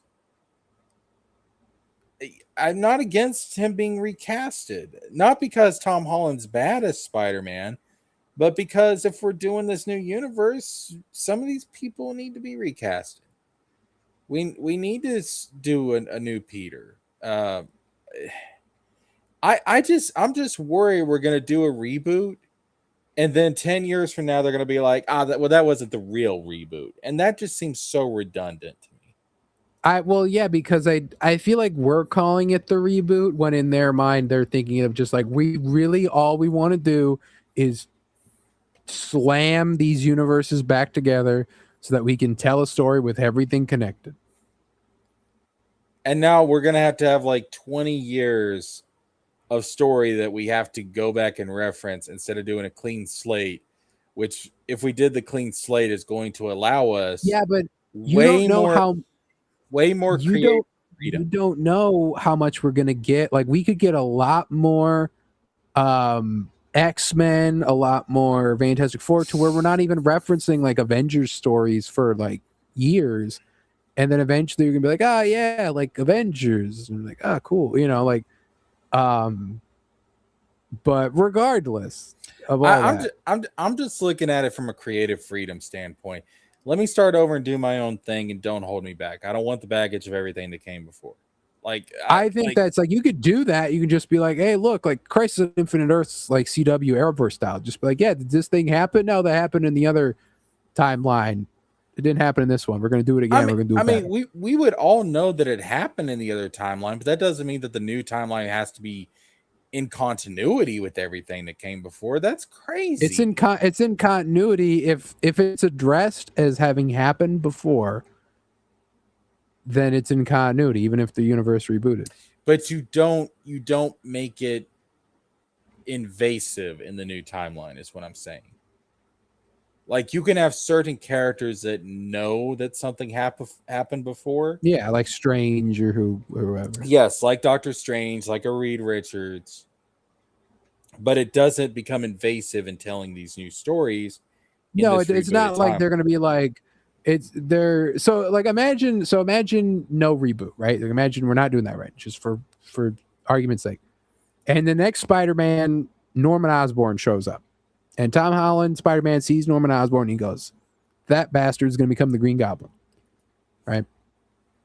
It'll be like that. It'd be like, because I already know, because I experienced a different universe Spider-Man. Like, we literally get that when in the one clip of his organic webbing, he mentions, oh, Peter too had organic webbing. And so he references the fact, obviously, the previous movie, and that's something that happened from a different universe because it's the Spider-Man 2. Or Spider-Man. So you'd get something like that, where you'd get like a mention about like, there's like in this universe, like Thanos is still alive and we're gonna do that again. Or like, oh, we're gonna have, like I don't know, like it'd be like, oh, in this universe, Doom is back, and it's not the Doom that we just beat in the other Doom movie. It's a new Doom, whatever. That is so, I don't know. That's so confusing. That's comic books, baby. That's how it works. But that doesn't work in film, man. With the casual audience, you're looking at it from a comic book fan's perspective, and I'm telling you, that's real dangerous to do that. They're going to lose people. As long as the script writing's good enough, the most Marvel fans will eat up whatever you give them as long as the movies are good. Movies aren't good, then we have the problems we've been dealing with where just shit isn't good. But we've been picking that back up. We've Thunderbolts, Fantastic Four, they've been righting the ship. We just have to see where that gets them. But anyway, moving on to Doomsday. There has been a little bit of some fun stuff that they were doing. They were posting a costume for a Latvian witch on the show floor at the Comic-Con that a lot of people have been analyzing that it could be Wanda under this here robes. Somehow people were saying that. I think they were looking at her fingers and being like, look, the fingers are divided. Like when she's the Scarlet Witch, she has the black dyed fingers. But what's even crazier about that is that one day you went into the Hall H and you saw this here Latvian witch in green. Went back the next day, it's purple. What the hell? They literally doing reshoots live in front of your very face. That does not bode well. But you went back a different day, it was yellow, and I have a picture of it, but it was yellow. So actually, I think that we're dealing with 3 different characters that are all part of Doom's little crew or something. Oh, no, absolutely. Because you also notice there's the accoutrement is different. There's a buckle here, and then there's no buckle here, and then there's one chain here, and there's 3 chains here. So, people have said, is it Clea under the purple one? Is it Sylvie under the yellow one? Is it Wanda under the green one? Who knows? And that this Doom would have his own witches from his own abode. So who knows? But that is an interesting little thing.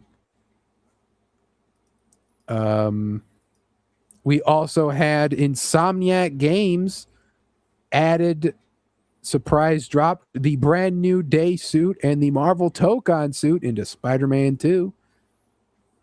According to pictures I saw online, the brand new day suit is not finished, and in rainy weather, it's actually bugged. The blue on the pants shows up as a dark purple, but the blue on the top Really? does not. So they're like, "What the hell?" It's fucked. But yeah, so they added this suit, which if they fix all the bugs, that's a good suit. It And is then the Tokon suit, which is it's the weird cell shaded look, and I don't usually go for these types of suits. It breaks my immersion. I mean, it works in a cell shaded game. Yeah. But that's not all, as they also announced that Marvel's Wolverine will be getting a Tokon suit as well, which looks so fucking weird on this model. Ooh. It's got short little stubby arms. Yeah, and the big proportions doesn't look right. Yeah. It looks odd, but it was also announced that Tokon will be getting a Marvel Wolverine suit, and it made the game even better. Like the game suit just better. Like just did it. You can really see the dark brown pops more in this than it does in his actual suit in the game. They also, I have not watched this yet, the story trailer for the game was put out. We watched last week the cinematic trailer as Wolverine fought to defend a physical piece of media as everyone was trying to destroy it like a hero. But here, I have not, like I said, I've not seen this. I've seen some clips of it, but not start to finish. Let me know, Jessica, if you can hear it. Yeah, I can hear it. Okay. Logan, it's me. Wait.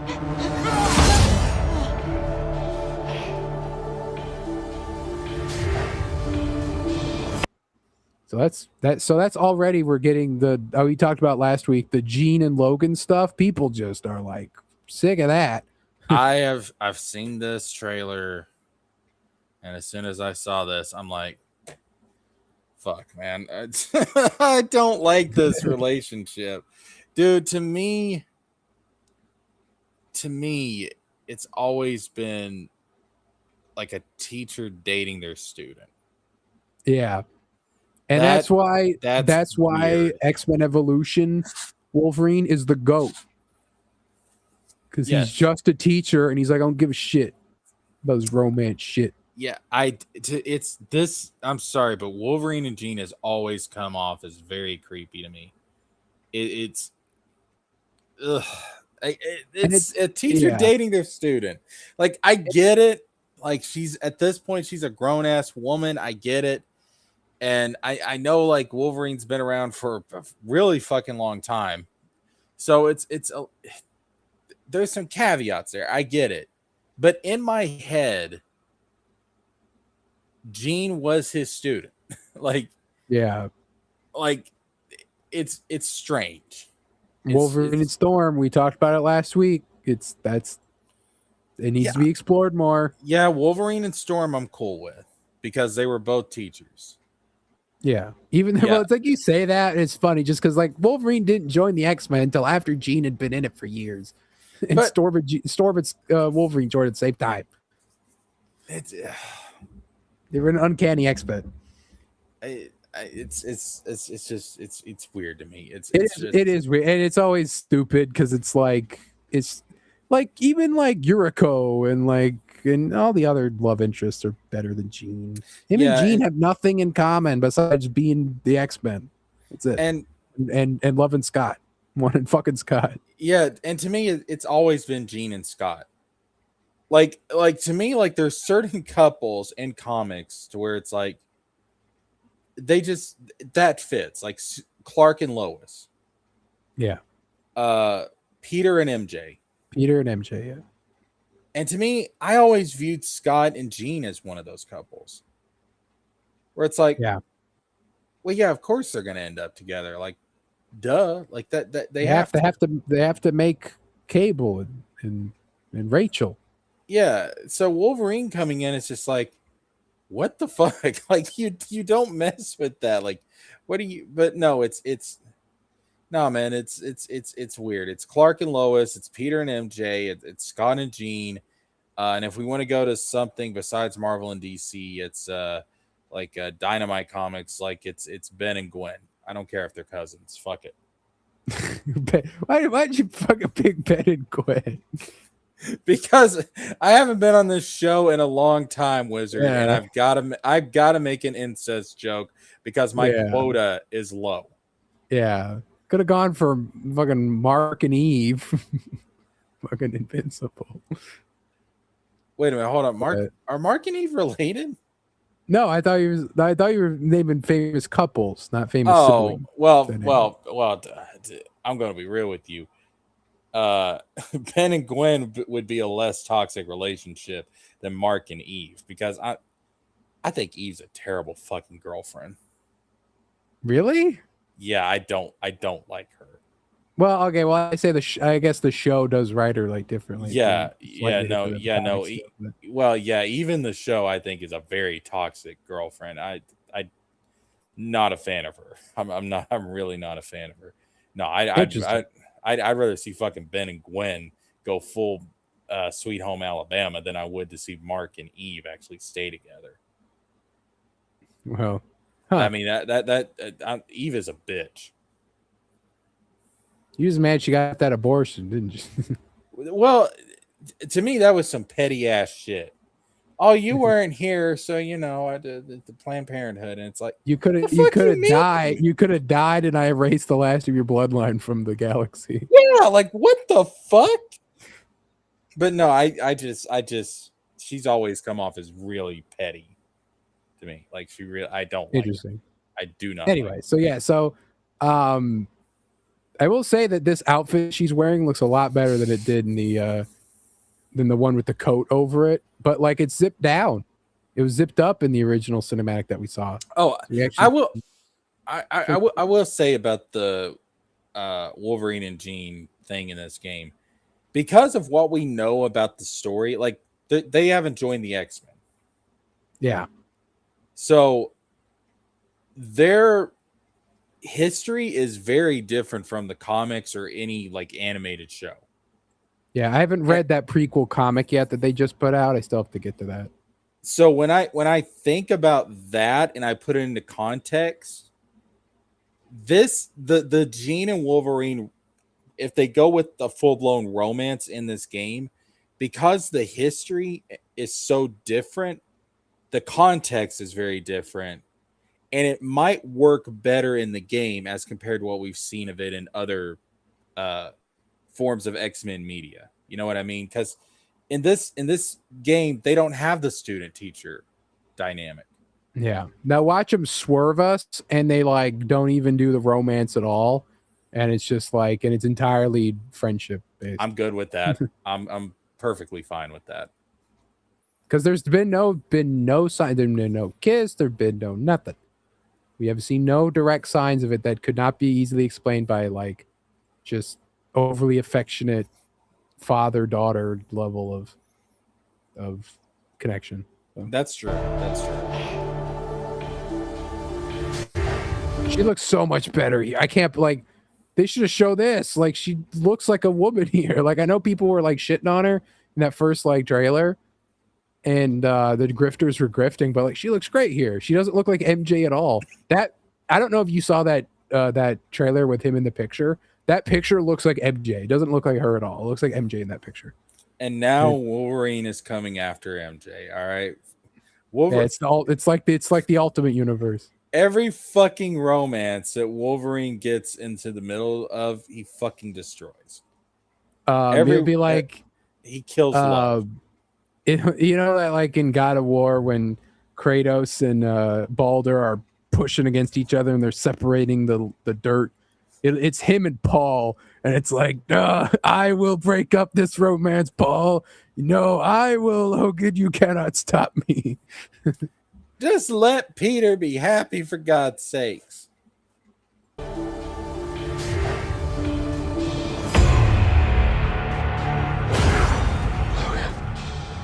came back. I've seen things from before. Humans and mutants can't survive together.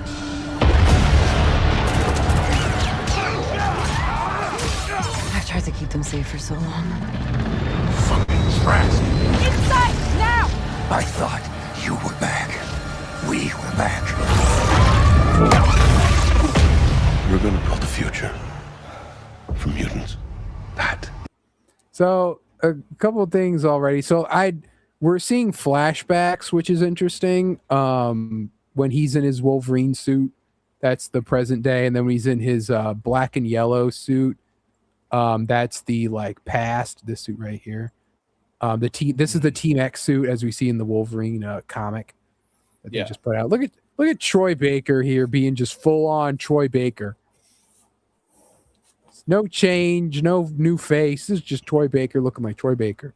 Troy Baker will return in Avengers Doomsday. Troy Baker is just here as himself.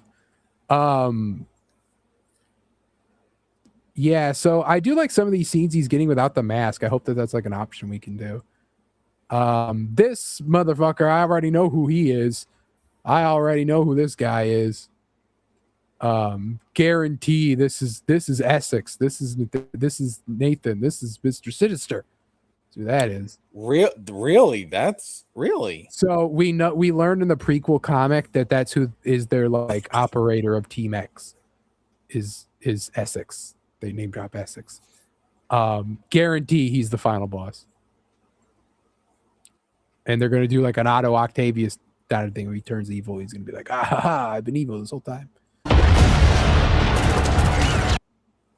More mutant cameos, more of the Morlocks. This is where they went to after they got imprisoned. Looks like. And then look, it's Nature Girl with antlers. She was also in X-Men 97. I didn't even notice her first time I saw this trailer. I've tried to keep them safe for so long. Fucking stressed. And we got an F-bomb from Wolverine. As we I did should. see this clip of Mystique turning into getting her suit on. That's pretty cool. Again with the it looks like a flashback. Yeah, it looks. I mean, Mystique works so well in video game form because it's so easy to do transformation. I thought you were back. We were back. We're gonna build a future for mutants. That is why you belong here. I don't know who that is talking to him there. If it shouldn't be Sinister, but it's like sounds like Troy Baker talking, but it's right here. That's not Charles, is it? No, he's got like a different type of a Could it be complexion Magneto or something. Could Could it that be be Hank? Actually, you know what? It could be Blue Fur. That is why you belong here. That's Troy Baker. That is Troy Baker. That's Troy what? Baker speaking. I don't know, man. Look at that. Look at that. That's I think this is his hair and his beard that we're seeing in the. This is him here. No, go ahead a little bit. Go ahead a little bit. Yeah. Build a future for mutants. That is why Pause it. you. That's blue, man. It could just be shadow. It could be the lighting, but that's blue. I'm just more focusing on the voice. Like this could be someone here, but I'm more focusing on the voice that was talking. Was Troy This Baker. could be Hank. Could be Hank McCoy working on behalf of Hank. Xavier, and this is him trying to recruit Logan into the X-Men. Yeah. belong here.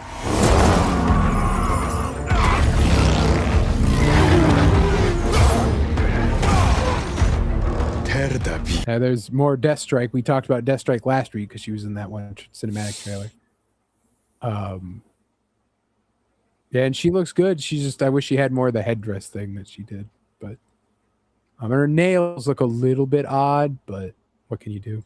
Tear the beast. The hunt is ready. Most people I see clearly. But you.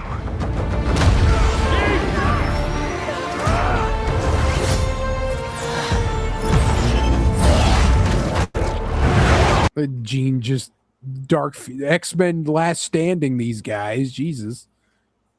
Atomized them. Like she does in X-Men 3.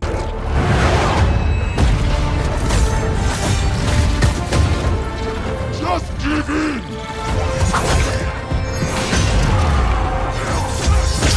Remember who you are.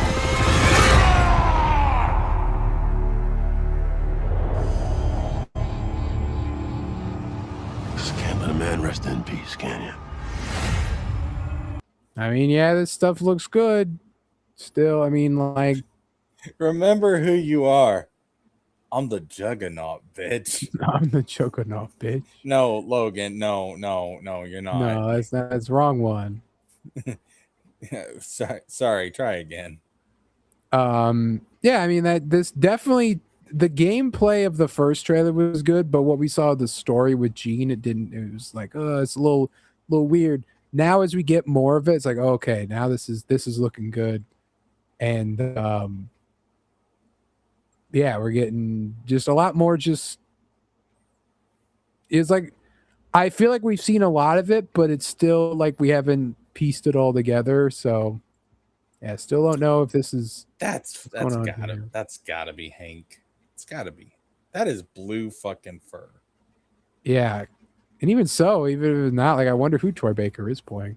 He's gotta be like somebody.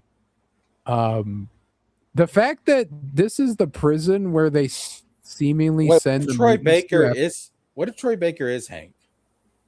Troy Baker as Hank could be pretty decent. But so I'm looking at like the Morlocks here. Jean's in like street clothes compared to like what she was in that original trailer. And then if you look at like this outfit, what if we get Jean customization? Even though we don't play as her. Maybe. But then there's still this shot here. When she's walking in and he's dressed up as Patch. Let's see if I can find it. We saw this before. Let me just start here and play it through. We saw it before, and it almost looks like the way the camera's positioned that you're playing as Jean right here. This is a playable Jean section. Okay, but that might not be so crazy though, because remember in Spider-Man on PS4, there was a Mary Jane segment. Yeah, and then a Mary Jane segment and a Miles segment. Yeah, so that's I mean, a Jean segment's not out of the question. No, and the thing is that they said that Wolverine is the only playable character and that all these other characters are just done as like background side characters. But if you paid attention to the leaks, you'd know that Jean was going to be playable. So it's like, well, did they cut that? Or the leaks? Or consider this. they just fucking lied. Yeah, they just fucking lied to protect the twist, the fact that you could play as Jean Grey. They lied right to our faces. I think we're gonna play as Jean in this segment. Anyway, I think we're gonna be able to battle some Yakuza. Yeah, I agree. Yeah, I think she's gonna be played at least for which is cool. That's hype. If you're gonna let me play, if you're gonna force me to play as a redhead in my superhero game, at least make it a redhead with powers. Damn it. Instead of fucking overpowered MJ.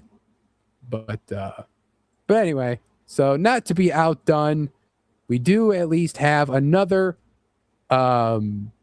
X-Men to play as, and that's the newest character announced for Marvel Tokon.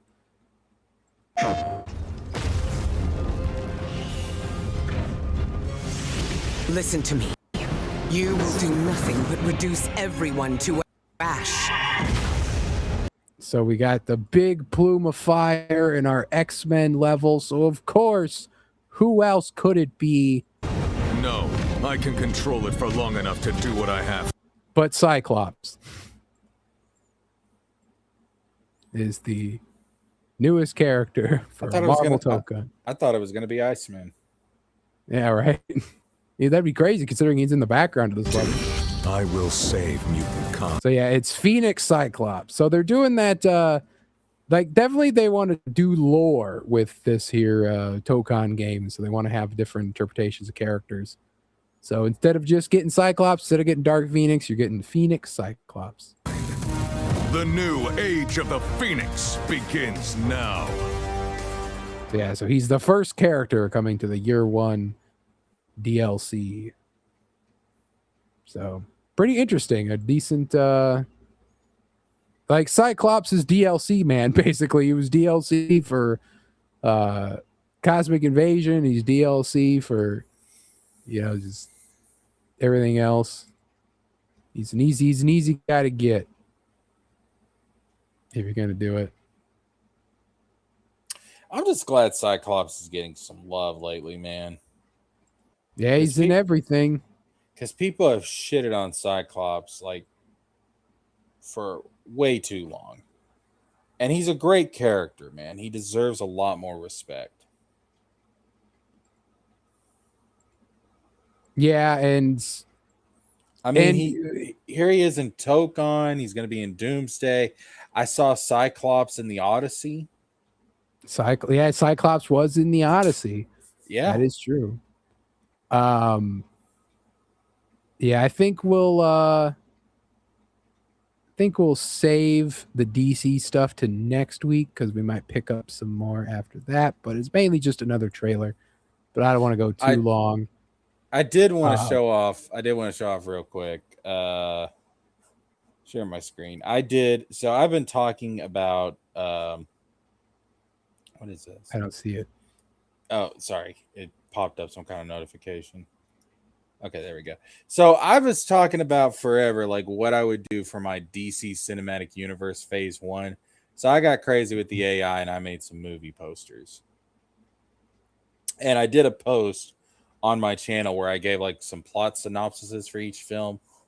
But I thought I'd just show this off. So if they came to me after the Paramount deal fails, and I think it is going to fail, and Universal buys Warner Brothers in 2028, and they said, Jisker, we want you to do a Phase 1 for the DC Cinematic Universe. James Gunn is out.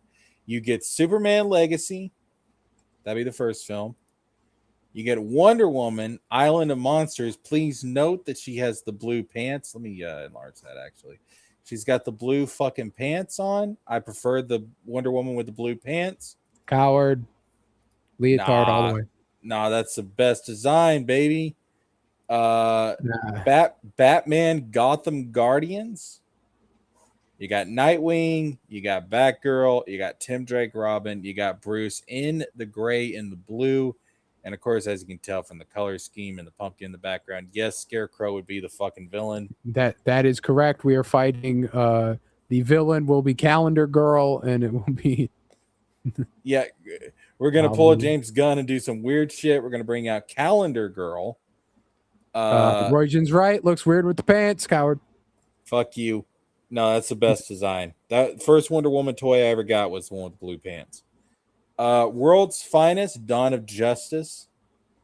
It's not. They're never going to use that tagline again. No, they're not. But it would be like it's a Trinity movie. All right, it's a focus on the Trinity. It's not them fighting each other. It's them forming the Justice League, basically. There's 3 Nick Furies instead of 1 Nick Fury, basically. And you may notice a LexCorp building in the background. Check out the plot synopsis I put on my post on my channel. Then you got the Flash, Wally West Flash, not Barry Allen.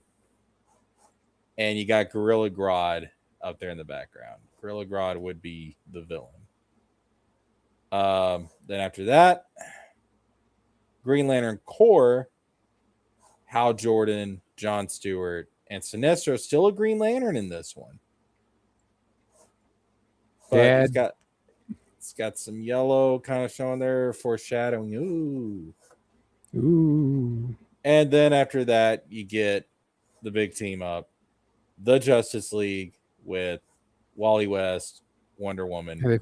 You doing the White Martian thing from the Justice League cartoon? Hell, that's exactly what this is, dog. Soups, and of course, Batman still in the gray and the blue because that needs some love. John Stewart, Green Lantern, a proper looking Aquaman, Martian Manhunter, and then the White Martian Invasion. And that, ladies and gentlemen, would be Jessica James DC Cinematic Universe Phase 1. Go check out the synopsis is on my channel. I put a post there. And I even put like fucking release dates for shit and everything. So yeah, go check it out. I put a lot of work in that post. Damn it. I'm quite proud of myself. Yeah, you did a whole lot of typing. I did a whole lot. I did like an hour of typing. And hitting enter. Yeah, a lot of work. My poor fingers. Anyway, moving on to the gaming world, as we do have news that really I knew right away. I was right. So I just needed reality to match what I already knew. And that was this announcement from PlayStation.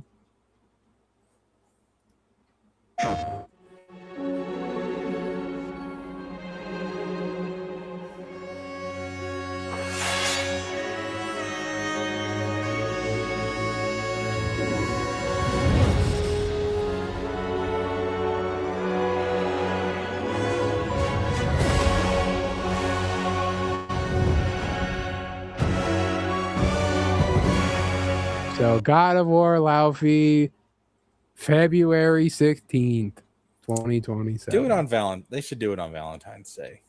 Yeah, I don't think it lines up with the day though. When is Kratos and Laufey?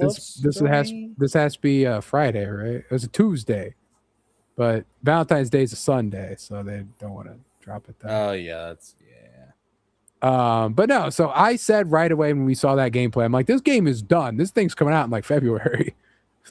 And I was right. I will say too, this is the first time we've seen the logo. This is obviously her version of the Omega symbol. And it looks like a phoenix. That's what I see. Jean Grey will return in God of Jean War. Grey will return. God of War, Jean Grey. God of War, Jean Grey. Fuck it, dude. It's like, now, we are, just imagine they get up there and they start talking about God of War. They're like, welcome to the Game Awards 2026. Earlier this year, we announced the God of War trilogy remake, God of War Laufey. Today, we're going to announce another addition to the God of War universe. And I'm sitting there like, finally, the fucking Atreus Egyptian game. It's finally happening. Here we go. We are crossing over with Insomniac's Wolverine to introduce God of War Jean Grey. What? Dun, dun, dun. Man, I'd probably just float over my desk and be like, man, fuck this shit. Fuck this timeline, man.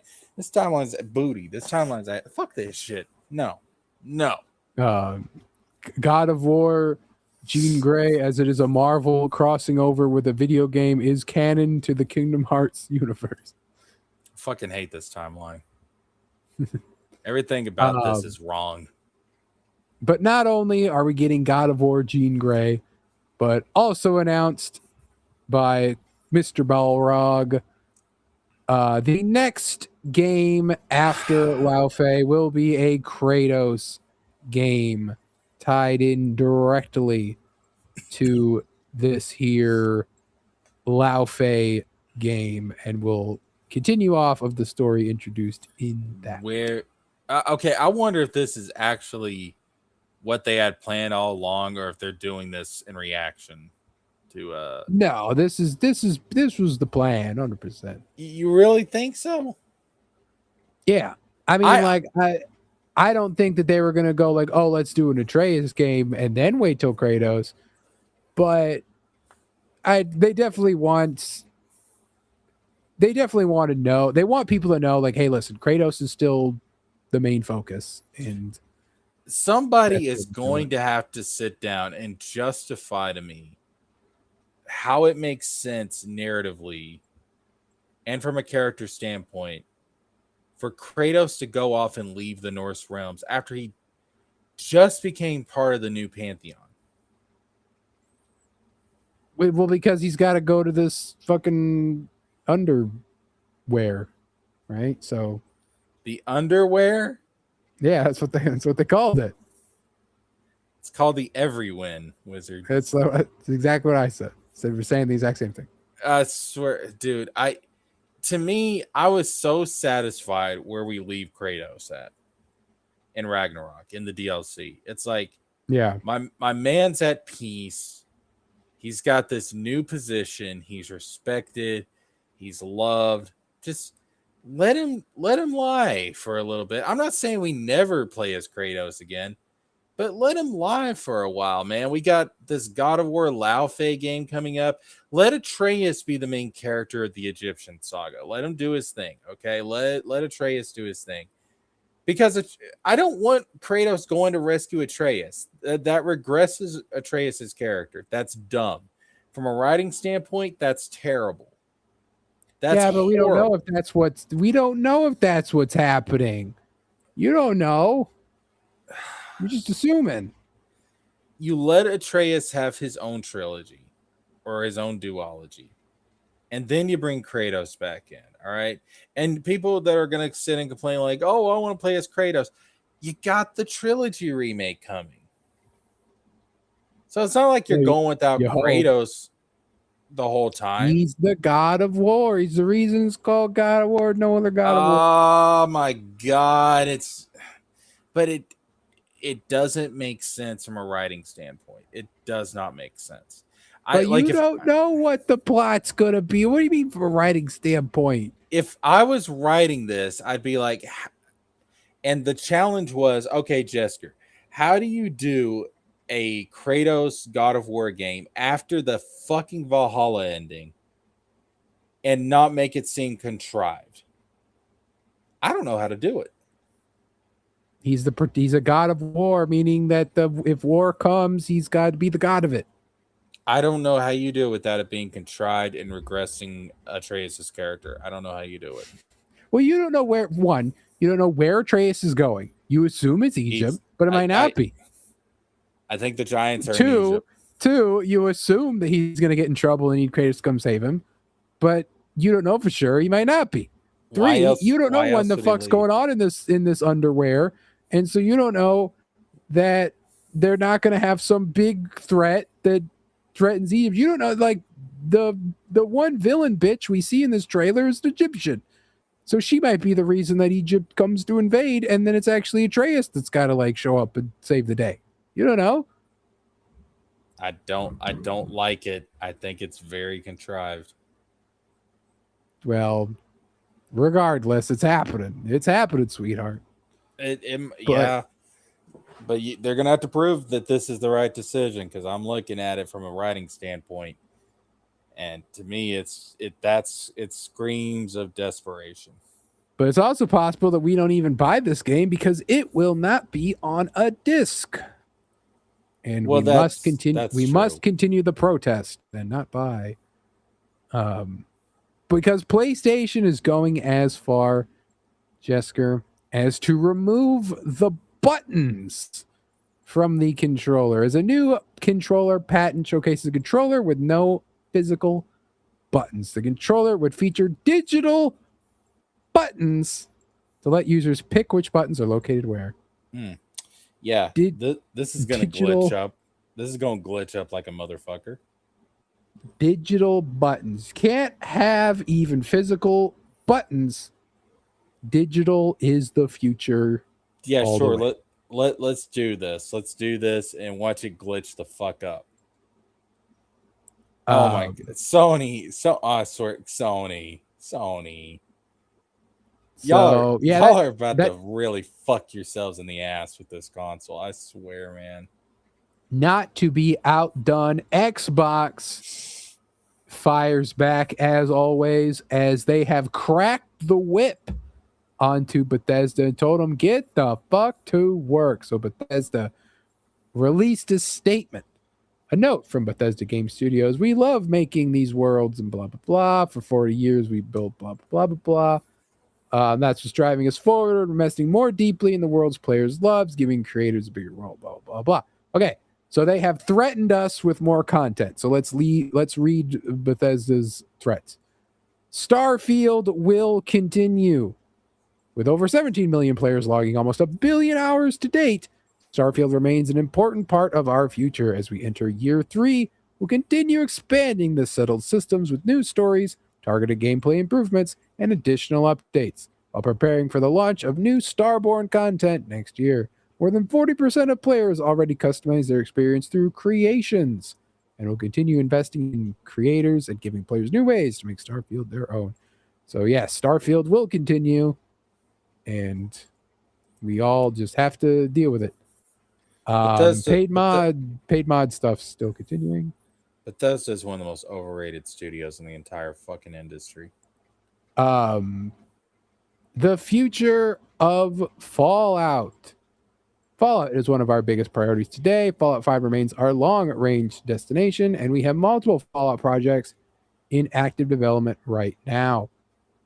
Fallout 76 continues to be home to millions of players exploring Appalachia together. With nearly 70 free updates released to date, the journey is far from over. In fact, we have a major Fallout 76 expansion planned for next year, Raven Rock, a prequel story to Fallout 3. Fallout 4, the most award-winning game in the franchise, just celebrated its 10-year anniversary and really passed over 35 million copies sold.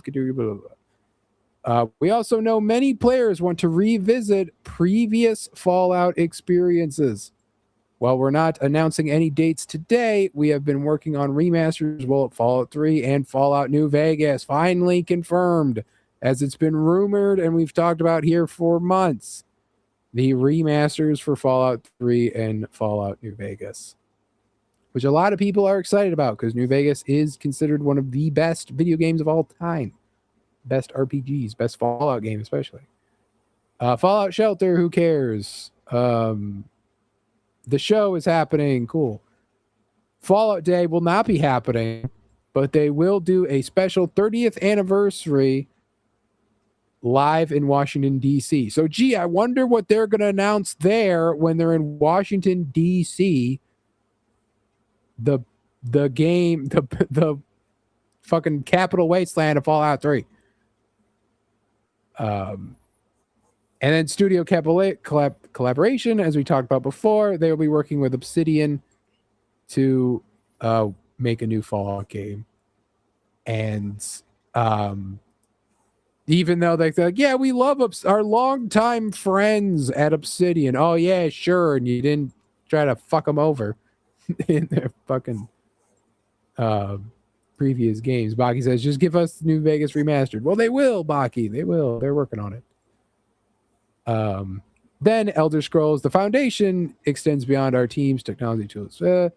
Our teams are now developing the Elder Scrolls 6 and Fallout 5 on Creation Engine 3, a shared technology platform we've been building since Starfield's launch. It allows our teams to support multiple projects simultaneously with new tools, rendering, and systems that define our games. Fallout 5 is currently in pre-production. The Elder Scrolls 6 is our primary development focus today, with the majority of our team currently working on the next chapter of the franchise. With over 65 million copies sold, players are still exploring Skyrim 15 years later, but we know it's been a very long wait for the sequel.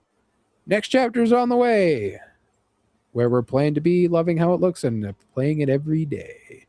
So yeah, so that's more or less the news from Bethesda, as they announced that they are still working on stuff that they should have been done with forever ago. But that's Bethesda. Yes. Yeah, Bethesda, one of the most overrated fucking video game companies in the entire industry. Like, I'm sorry. Like, I remember back in the day, like, people like praise Bethesda as like these masterminds of video game development. How much of their stuff came out with bugs and shit? I mean, it's... Oh, yeah. Fucking Starfield had bugs that was like... outdated bugs. Like, why are these bugs still here? And it's all because of this creation engine bullshit that they won't get rid of. It just kept happening over and over and over again. And somehow Bethesda returns. I mean, I'm going to be real with you. Like, Bethesda is one of those things it doesn't matter how much they fuck up, they always find a way to keep going. It's admirable to a certain extent, but at the same time, it's kind of frustrating. I'm just like, can we just move on? Like, these people are so overrated. They're not that hype. Yeah. And especially because they think they're Rockstar, but they don't churn out Rockstar level stuff. Oh, hell no.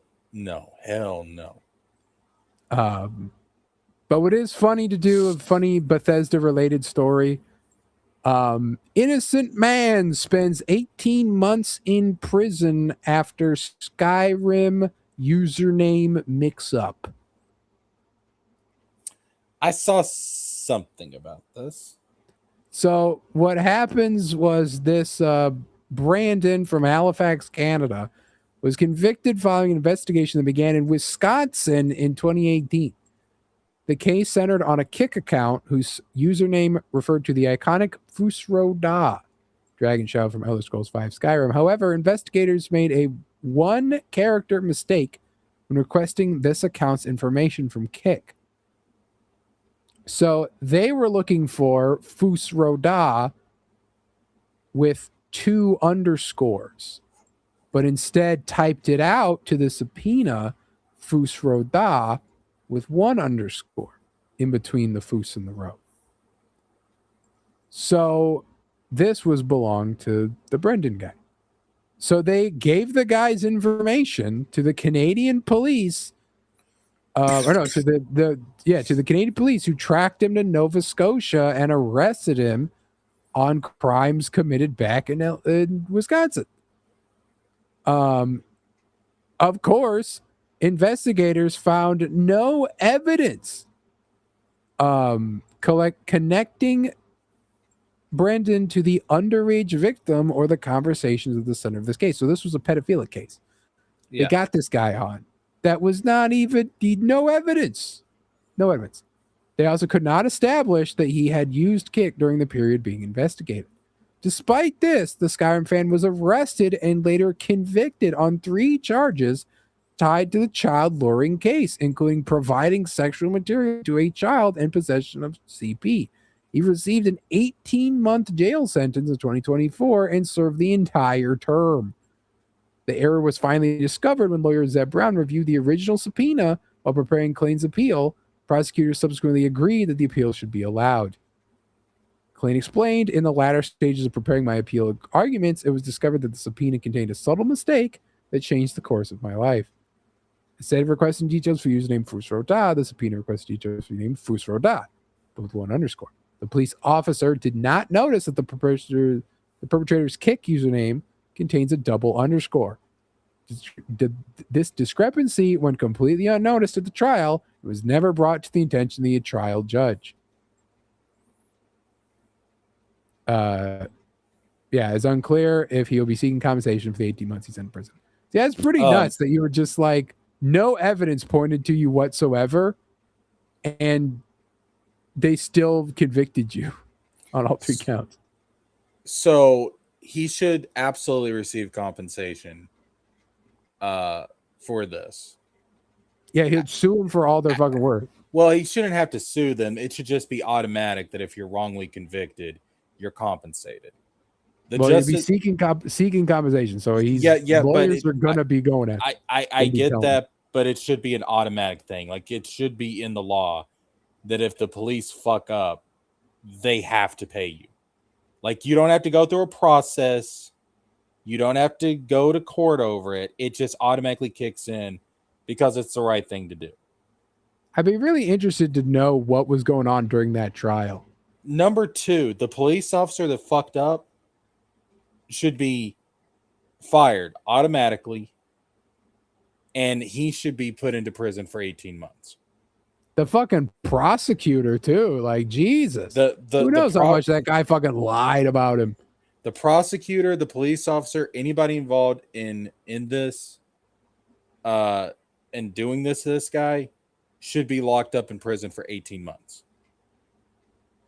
Like, even just the way this reads is the most Canadian thing ever because the guy doesn't read as bothered.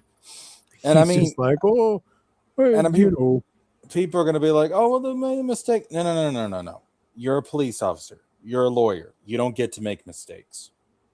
When your mistakes, when your mistakes ruin somebody's life, you pay for that. You don't get to be a police officer ever again. You don't get to be a lawyer ever again because you cannot be trusted not to do this again. The fact that he served the whole thing. If it would have been like, yeah, in the first month they caught it, you know, then it'd be like, okay. Then you obviously you'd get some sue and whatever. But the idea, it's like you went through the whole thing, got out, and they were like, yeah, by the way.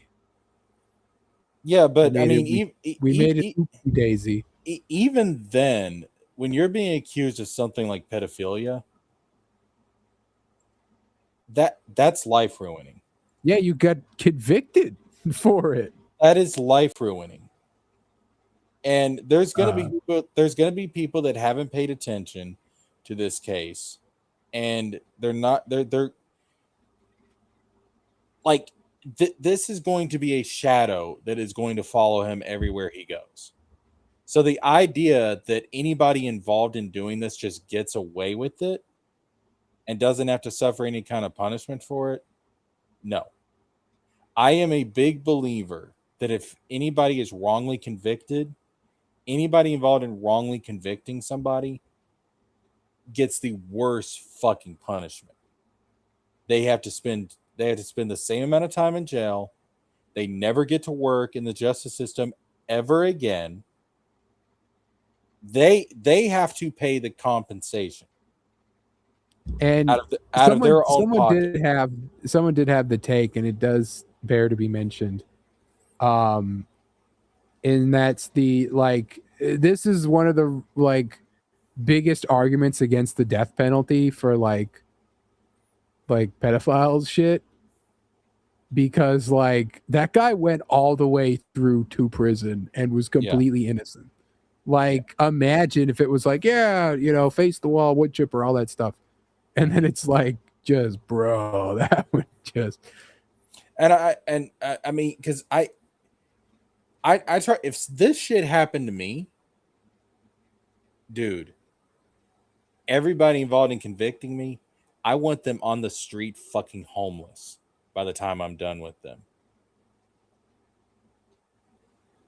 I mean, no fucking mercy. That's fucking disgusting. They shouldn't be allowed to do this.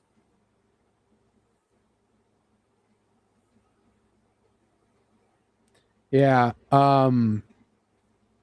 Yeah. So I just was and it's crazy just to have because the Fus Roda, and it was because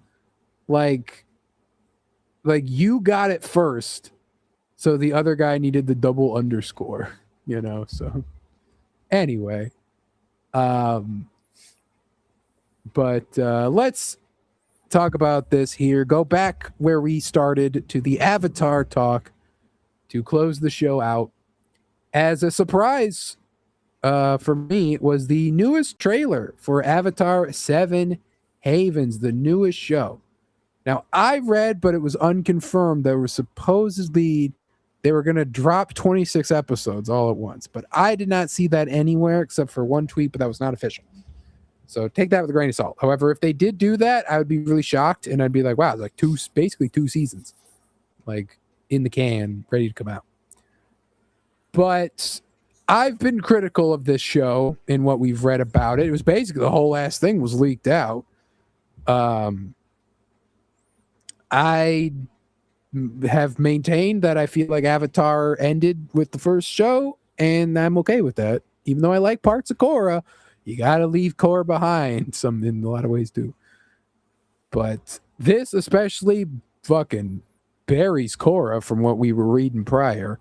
That Korra ruined the world and left it in a post-apocalyptic nightmare scenario. Man, everybody in this world's like, man, fuck Korra. Yeah, fuck Korra. Fuck that bitch. Korra.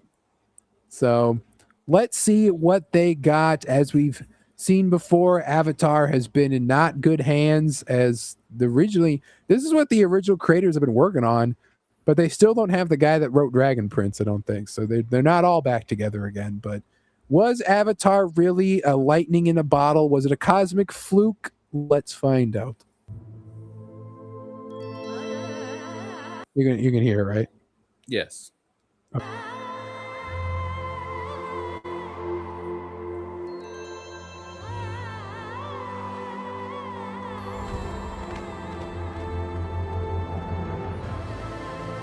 Alora needs to be prepared. Because long ago, our ancestors weren't. And the Avatar let us down. Boo! Boo Dude, this woman! Boo her! The crazy thing is that she's smiling. She's smiling as it's happening. That's throwing me off. Like, her fucking up and a disaster happening is one thing, but the evil smile, I'm like, Korra, what the fuck did you do? It looks more like a dream of some kind. Like it's like whoever hates Korra is dreaming about her or something. But I do propaganda or something. I do like old Korra's design. It's just basically Korra, but with a white streak of hair, which is what everyone fan art designed her to have anyway. Look at what you've done, Korra. All because you had to fucking open up you had to give your girlfriend a place where you two could have lesbian sex. Scissor. They had the scissor. Yeah. Why do you look like me? Humanity is not ready for the Avatar's return. And yet... October 9th.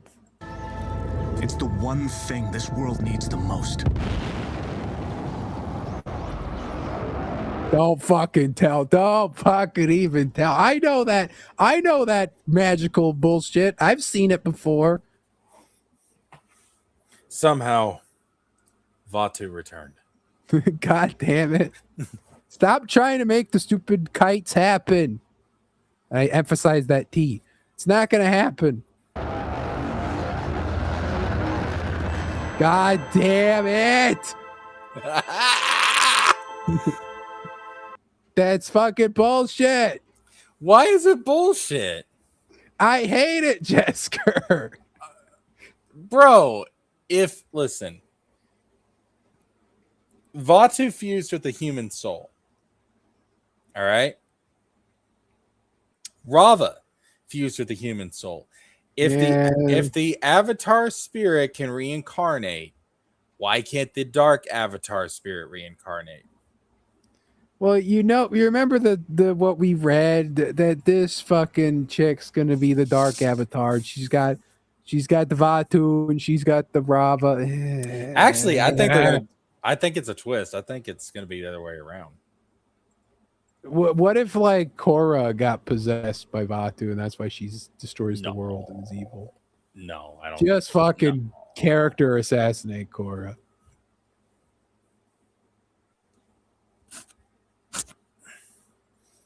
Ooh, I'm Vaatu, Yes, bitch. evil. Ooh. Just like evil Korra be like, I like men. Oh God. So you don't like this? I am so unbelievably unhyped for this. Words cannot express. Can I be real with you? Don't say it. Don't do it. I'm more hyped for Avatar than I have been in a long ass time, bro. Like, God damn it. This shit right here looks fucking cool. You could get me more hyped. I'd be more hyped if during Comic-Con they're like, all right, we're gonna do the long-awaited sequel, and M. Night Shyamalan walked up on the stage. I'd be like, fuck yes, let's go. Than I would be for this slop. I don't mind the Vaatu Rava stuff. I really don't. You are Vaatu's number one fan. You are the only Vaatu fan in the world. Well, no, I don't like the idea of Vatu being excuse me. I don't like the idea of Vatu being Avatar Satan. I don't like that. All right. Because it goes against like the Eastern thing of Avatar, where it should be yin and yang, but yin and yang are not good and evil. They're complementary opposites. And you have to have both working in tandem for the world to fucking function. So to me, what I hope they do, and you might hate this, but I hope that they actually give Vato a redemption arc and they make it to where it's not good versus evil, it's order versus chaos. And you need both in order for the world to actually, like, chaos allows for freedom and growth, order allows for stability, and well, order. So you need both working in tandem for the world to actually do its thing. So the idea that you have like an avatar of order, an avatar of chaos, and you need both to have real balance in the world, I'm kind of down with that. Like, that sounds like a cool if that's what they go with, that sounds like a cool ass concept. So we're looking at, this is the destruction of the world here. So I'm trying to figure out, this has to be during chorus time. So is this like, yeah, is this Zaofu? That's what I'm thinking. I think it's Zaofu, yeah. Yeah. And then that's Republic City. This is Republic City? Okay, yeah. I mean, that's what I'm thinking.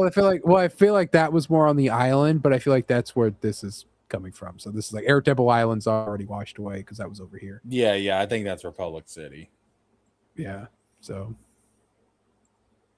and then everything changed when the Fire Nation came. It's just, I just don't fucking care. Like, I'm so just like, I think this looks cool as shit. I'll be real with you. All right, well, let's look at the art style, right? I've seen this Voltron My Adventures with Superman art style comparison, whereas the actual like fucking hand drawn amazing work that the studio was doing with Korra and Avatar, it was just not here no more because they're doing Voltron style animation. But I like the I do like the My Adventures with Superman art style. Yeah, it's just Avatar's just peak. Which, by the way, have you watched that series? My Adventures with Superman? No, I have yet to. I've seen clips of it. Oh God, I've yet to actually sit and do it. It's on the list. What sold me was the clips I saw of Supergirl this season, where she's adorable. Dude, it is my favorite version of Supergirl. Like the clip of her getting interviewed where she's like, when one chick's like, let's address the elephant. She's like, may I pet the elephant? Like, she is my favorite version of Supergirl. It's a good. You need to check it out, Wizard. Good. I will. Lord. You gotta check it out. But we did also see, as talked about from this panel, is that they have invented a new language for Seven Haven. It's called Avatarian, which is stupid, but it's stupid. Okay, that's dumb. They invented a new name or new language also that they wouldn't have to use the awesome Chinese characters that gave the world its fucking character, no pun intended, in the original show, because it's based on Eastern stuff. So they literally un-Easternized the fucking Avatar world by making it this fucking Haven's bullshit. So there you go. Take all the fucking magic from the fucking thing. That aside, I think this looks cool as shit. And I'm sorry, but you know what? I'm cool with somehow Vatu returned. She's got a peg leg, man. I thought you liked pirates. Does this look like pirates to you? There might be pirates in here. You don't know. There were pirates in the original, but the pirates were also like cool, and they were kind of Chinese and also kind of arg. So I mean, I'm in it for the Korra slander, but otherwise, I don't fucking like. Look at this. This is Horizon. This is an Avatar. It's Horizon Zero Dawn. You know what I predict. You know what it's a post-apocalyptic. It's not going to look exactly. the same. But why is it post-apocalyptic? This is we stupid plot. We don't know. We're gonna find out. No, I know. It's like it's stupid. It's a dumb. It should have been cyberpunk. Asami broke up with Korra, so Korra decided to break up the world.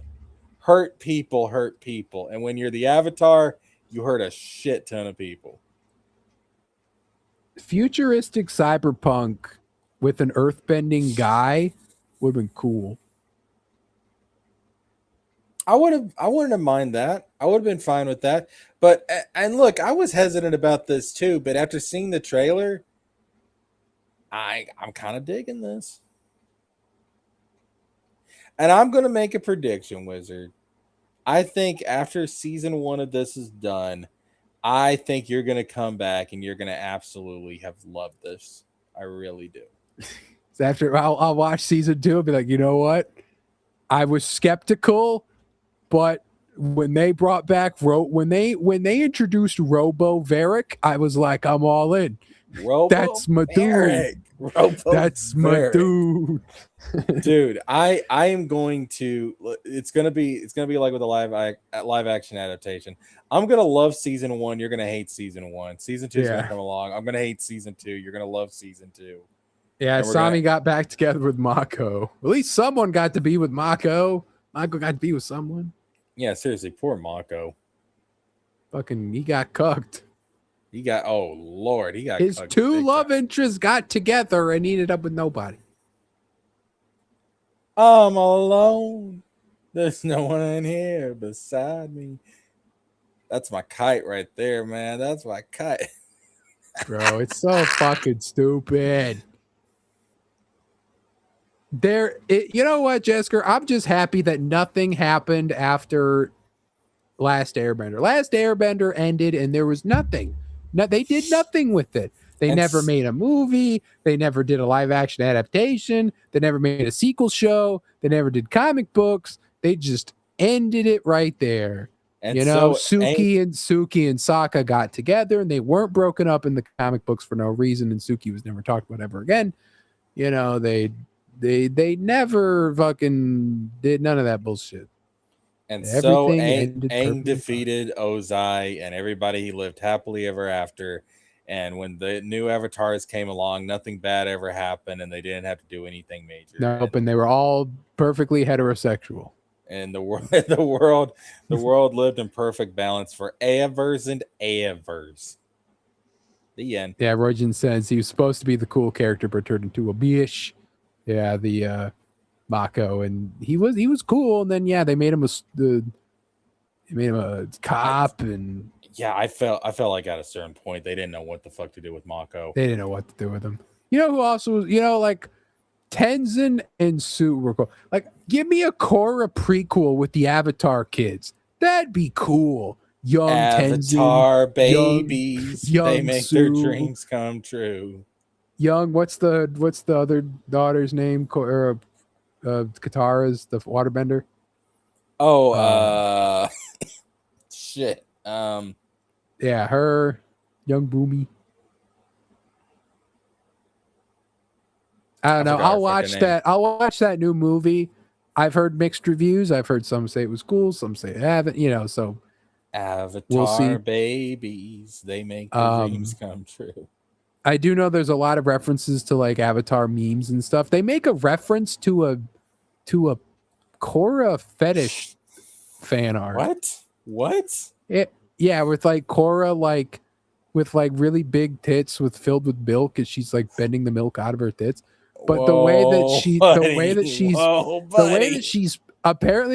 the art style of that image is done and the pose that she's in is referenced in like a random ass like cutaway gag, because there's cutaway gags in this movie, but I don't know.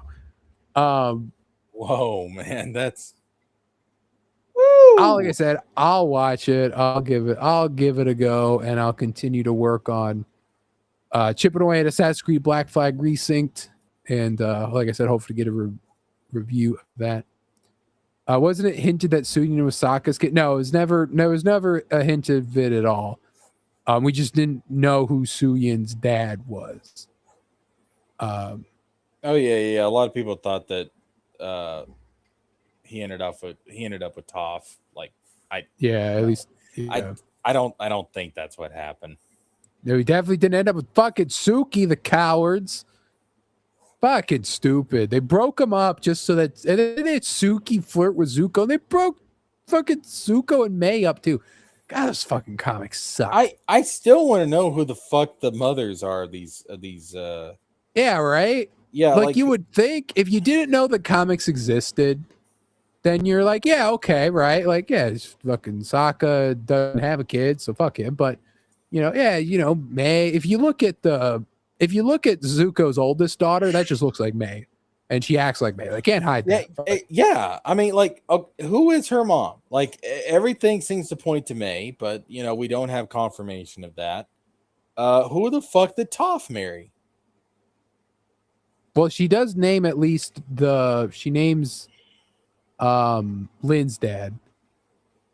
But she could. She says lying. No, but she says like, blah blah blah, nice guy, but didn't work out. Is what she says. She could have been lying. Yeah, but I mean, it's all we have that one name. That's all we have to go on. I don't think the comics introduce a love interest. I know she gets a love interest in a kid's book of all things, like one of those little like read along books. She goes back to the Cave of Two Lovers or something for whatever reason. There's like a boy there, but then of course you can't forget the true love interest, the Duke. The Duke and Toph are the true ship. Think about it. That's true shit. It's canon. If you watch that invasion, like they're literally like right next to each other. And then what happens in the finale, Jesker? After Ozai's defeated and all the groups are hanging out, the Duke hugs Toph. It happens. It happens. You can see it. So that's your canon. That would be something to just have that, just to be like what's grown up Duke like? Like we see grown up Toph in this new movie. What's the Duke like grown up? That'd be interesting. Like the person that Toph had to end up with. That's got to be a really interesting person. Like I can't imagine her just ending up with some random. Yeah, I do know that a lot of people don't like Toph's characterization from Korra because they find her becoming a cop doesn't fit. But well, it didn't. That's why she left. Well, she left because she had to protect Sue because Sue was committing crimes. Yeah, but she was gonna walk off at some point anyway. You don't know that. Well, everyone does. Everyone retires eventually, but it's tough, man. You think she's really gonna stay grounded, pun intended, in one place for that long? Well, it just depends. Back then, all of her friends were still alive. I don't know, man. Like I can't see her sticking to the cop thing for a long period of time. Either way, she left after in her early 40s or something. It's hard to say, but when that flashback takes place, the girls are 16 and she's elderly. Yeah, probably early 40s. Roygen says Avatar really should have just been The Last Airbender. Well, luckily it was. There's nothing. I don't even know what we're talking about right now. Sokka should have been the cop. He was at least a councilman, but yeah, him as the police chief made sense. I guess they wanted to do the metal bending thing, and it was Toph became the chief of police, but Toph being a hermit made more sense, but also I don't know what you do with Toph as the hermit makes the most sense. It just does. But also she liked having her friends. I guess it's just that she didn't want to live in the Fire Nation with Zuko. She didn't want to live up north with Katara, and then Aang died and Sokka was killed. So, there's no reason for them to do anything. So she's like, I'm going to fuck you guys. I'm going to the swamp. Peace. Deuces. I'm out. Yeah. Yeah, I was like, did you ever go with the theory that the Red Lotus killed Sokka? I've never heard that theory. Yeah, that was I've heard that brought up that Sokka basically because like the fact that Sokka's got no kids. That I mean, I saw the theory that Yakone killed Sokka when he bloodbended him. That Sokka just fucking died off screen. That would be some shit. Can you imagine? Oh my god. Yo. That would have been some shit, dude. But I think I saw the theory was that the Red Lotus had killed him. I'm not against that theory being true. Yeah, if they at least it gives him something because he's just not present. Yep. I mean, we have to assume he died before the events of Korra. Well, yeah, because he's just not there, and then we don't see a kid, so he never passed along anything. So he had to have died young without having a kid or getting married or anything. Yeah. Yeah, Sokka and Suki would have been nice to see in the Korra era. Exactly, like anything, giving us anything out of them. But no, you see Suki for exactly 1 second. Do you know when that is, Jessica? No, not off the top of my head. The very, very, very, very beginning, when Tenzin's doing the whole speech about how like Aang and his friends took down the Fire Lord. That was it. You see her as part of Team Avatar, which is cool. I'm glad they acknowledged her as part of Team Avatar. I wish the new animated movie would have done that.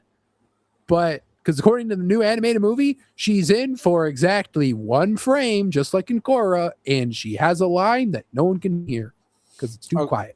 I'm gonna ask what the people working with Avatar are asking themselves every time somebody brings this up. But who the fuck is Suki? So same with Mei and Telly. Suki has her own comic. This is Victor. I know that she has stuff in the comic universe, like where she's like team, because Kyoshi warriors become the personal bodyguards of Fire Lord Zuko, which I don't mind. But he like flirts with Suki, and Suki like flirts with him. It's like, no, what the fuck you do to stop it?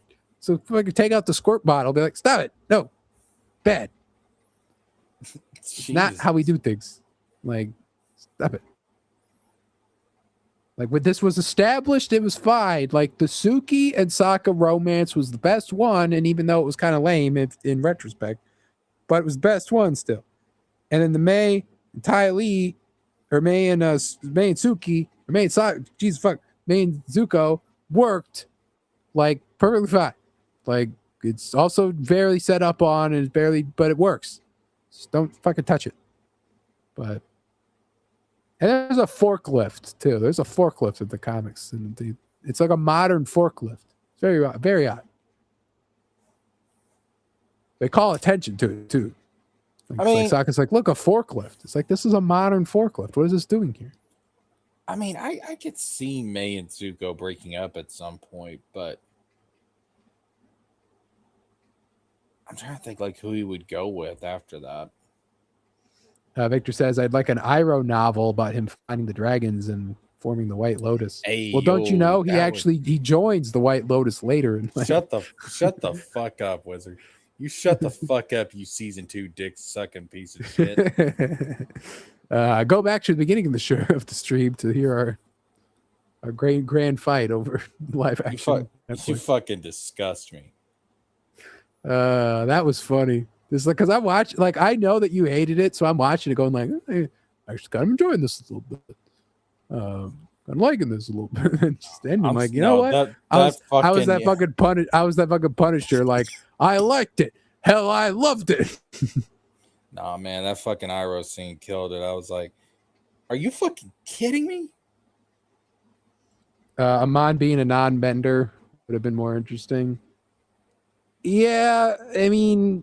I feel like just the idea of like I like the idea of him learning how to do energy bending like Aang did. I thought that worked. Like that shouldn't be an Avatar exclusive ability if you think about it. And it also kind of tied into the season 2 with the learning of bending from the line turtles. So actually it would have actually served them better. And I'm sure if they would have known what they were doing, like they didn't just think that they were going to get the one and done season 1. They may have actually just went with that and made it more interesting. Victor asks, are there any parts of the live action you think improved the original? So we talked about this with season 1 that I was like, oh yeah, that change to make the 31st division was a good change. I personally, is like an improvement over. I said Long Fang being a turncoat, I thought was a good change. I don't think the original creators thought of that, and I think that's a good change because it's like, yeah, like he should be just a nice guy when you first show up, and he's like, oh, look how cool we are, and then yeah, just have him be like, yeah, by the way, I'm also kind of a dickhead, and then like I thought that was great. And him, all that stuff with Egg and Long Fang was great. Like good work, good writing, all that was good. I thought the speech that Zuko gave to Iroh, where he said, all my life sucks because of you. I was like, that's good because you gave up. You didn't become Fire Lord. My dad did. He burned my face. Like all that stuff. Like, oh, that's good. Good shit. So I like that. Instead of him just being like, you are a lazy uncle and you smell, like the play says. So I was really happy with that. And as I said before too, Iroh having to actually like experience the weight of Ba Sing Se was also a good change because that does not happen in the show at all. He's like basically over it by the time they get there. Other than that, everything was just better than season 1, and they built off of what they had set up better. But other than that, and Toph having the marriage proposals, I thought was a good change. Could have worked in the original. Everything that I say is like good was like something that's like, man, that could have been in that cartoon, and it would have made like I could see it elevating the cartoon if it was brought in some way. And yeah, that's more. And I think the mom showing up with Toph and really seeing the toxicity of the mom, I think was also good. Wizard, I think, points out some good stuff. I like that Ozai got introduced earlier. I think that's better. But overall, there's too much in season 2 that I'm just like, this ain't my fucking Avatar. And I enjoyed season 1, but season 2, nope. It'd be interesting. It'd be like we'd almost have to do like a rewatch to be like, let's both rewatch season 1 and see if I end up liking it more and you end up hating it more. Victor would also like to say that older Korra from Seven Havens can get it. Confirmed. Korra can get it. Gilf Korra or Milf Korra can in fact get it. You heard it here first. And with that, that is our stream for the week. Join us next week for more news that came out of Comic-Con, including the DC Lanterns trailer that gave us our first look at Sinestro, as well as the Funko Pops that came out that got us our first proper look at Hal Jordan that actually looks like fucking Hal Jordan. What a surprise. As well as many other movie and gaming news, as a whole slew of video game adaptations got announced, as well as a brand new Christmas Carol. Once again, they can't fucking stop making those, despite the fact that the Muppets did the best and only version back in like whenever that was, like 2002. And the Patrick Stewart one's okay too. But anyway, thank you everyone in the chat for being here. Thank you, Baki. Thank you, Victor. Thank you, Roygen. Thank you, Swan. Thank you, McHugh. Thank you, Cynic, for stopping by. Thank you, One Gun, for stopping by. And thank you, Series of Bats, for being here and dropping the links as always. Believe that was everyone. And Beefy and Zombie Boy, thank you for being here as well. And thank you, Jesker, for being back here once again. Yeah, we back. It was not the same. I had to ask Vabent be on 1 week. That was we had to go some desperate places. Oh Lord, that is pretty desperate. Dag. I had to stream by myself even. And there's no one to talk to. But nevertheless, we persisted. And we'll be back again next week. Thank you, everyone. We'll see you then.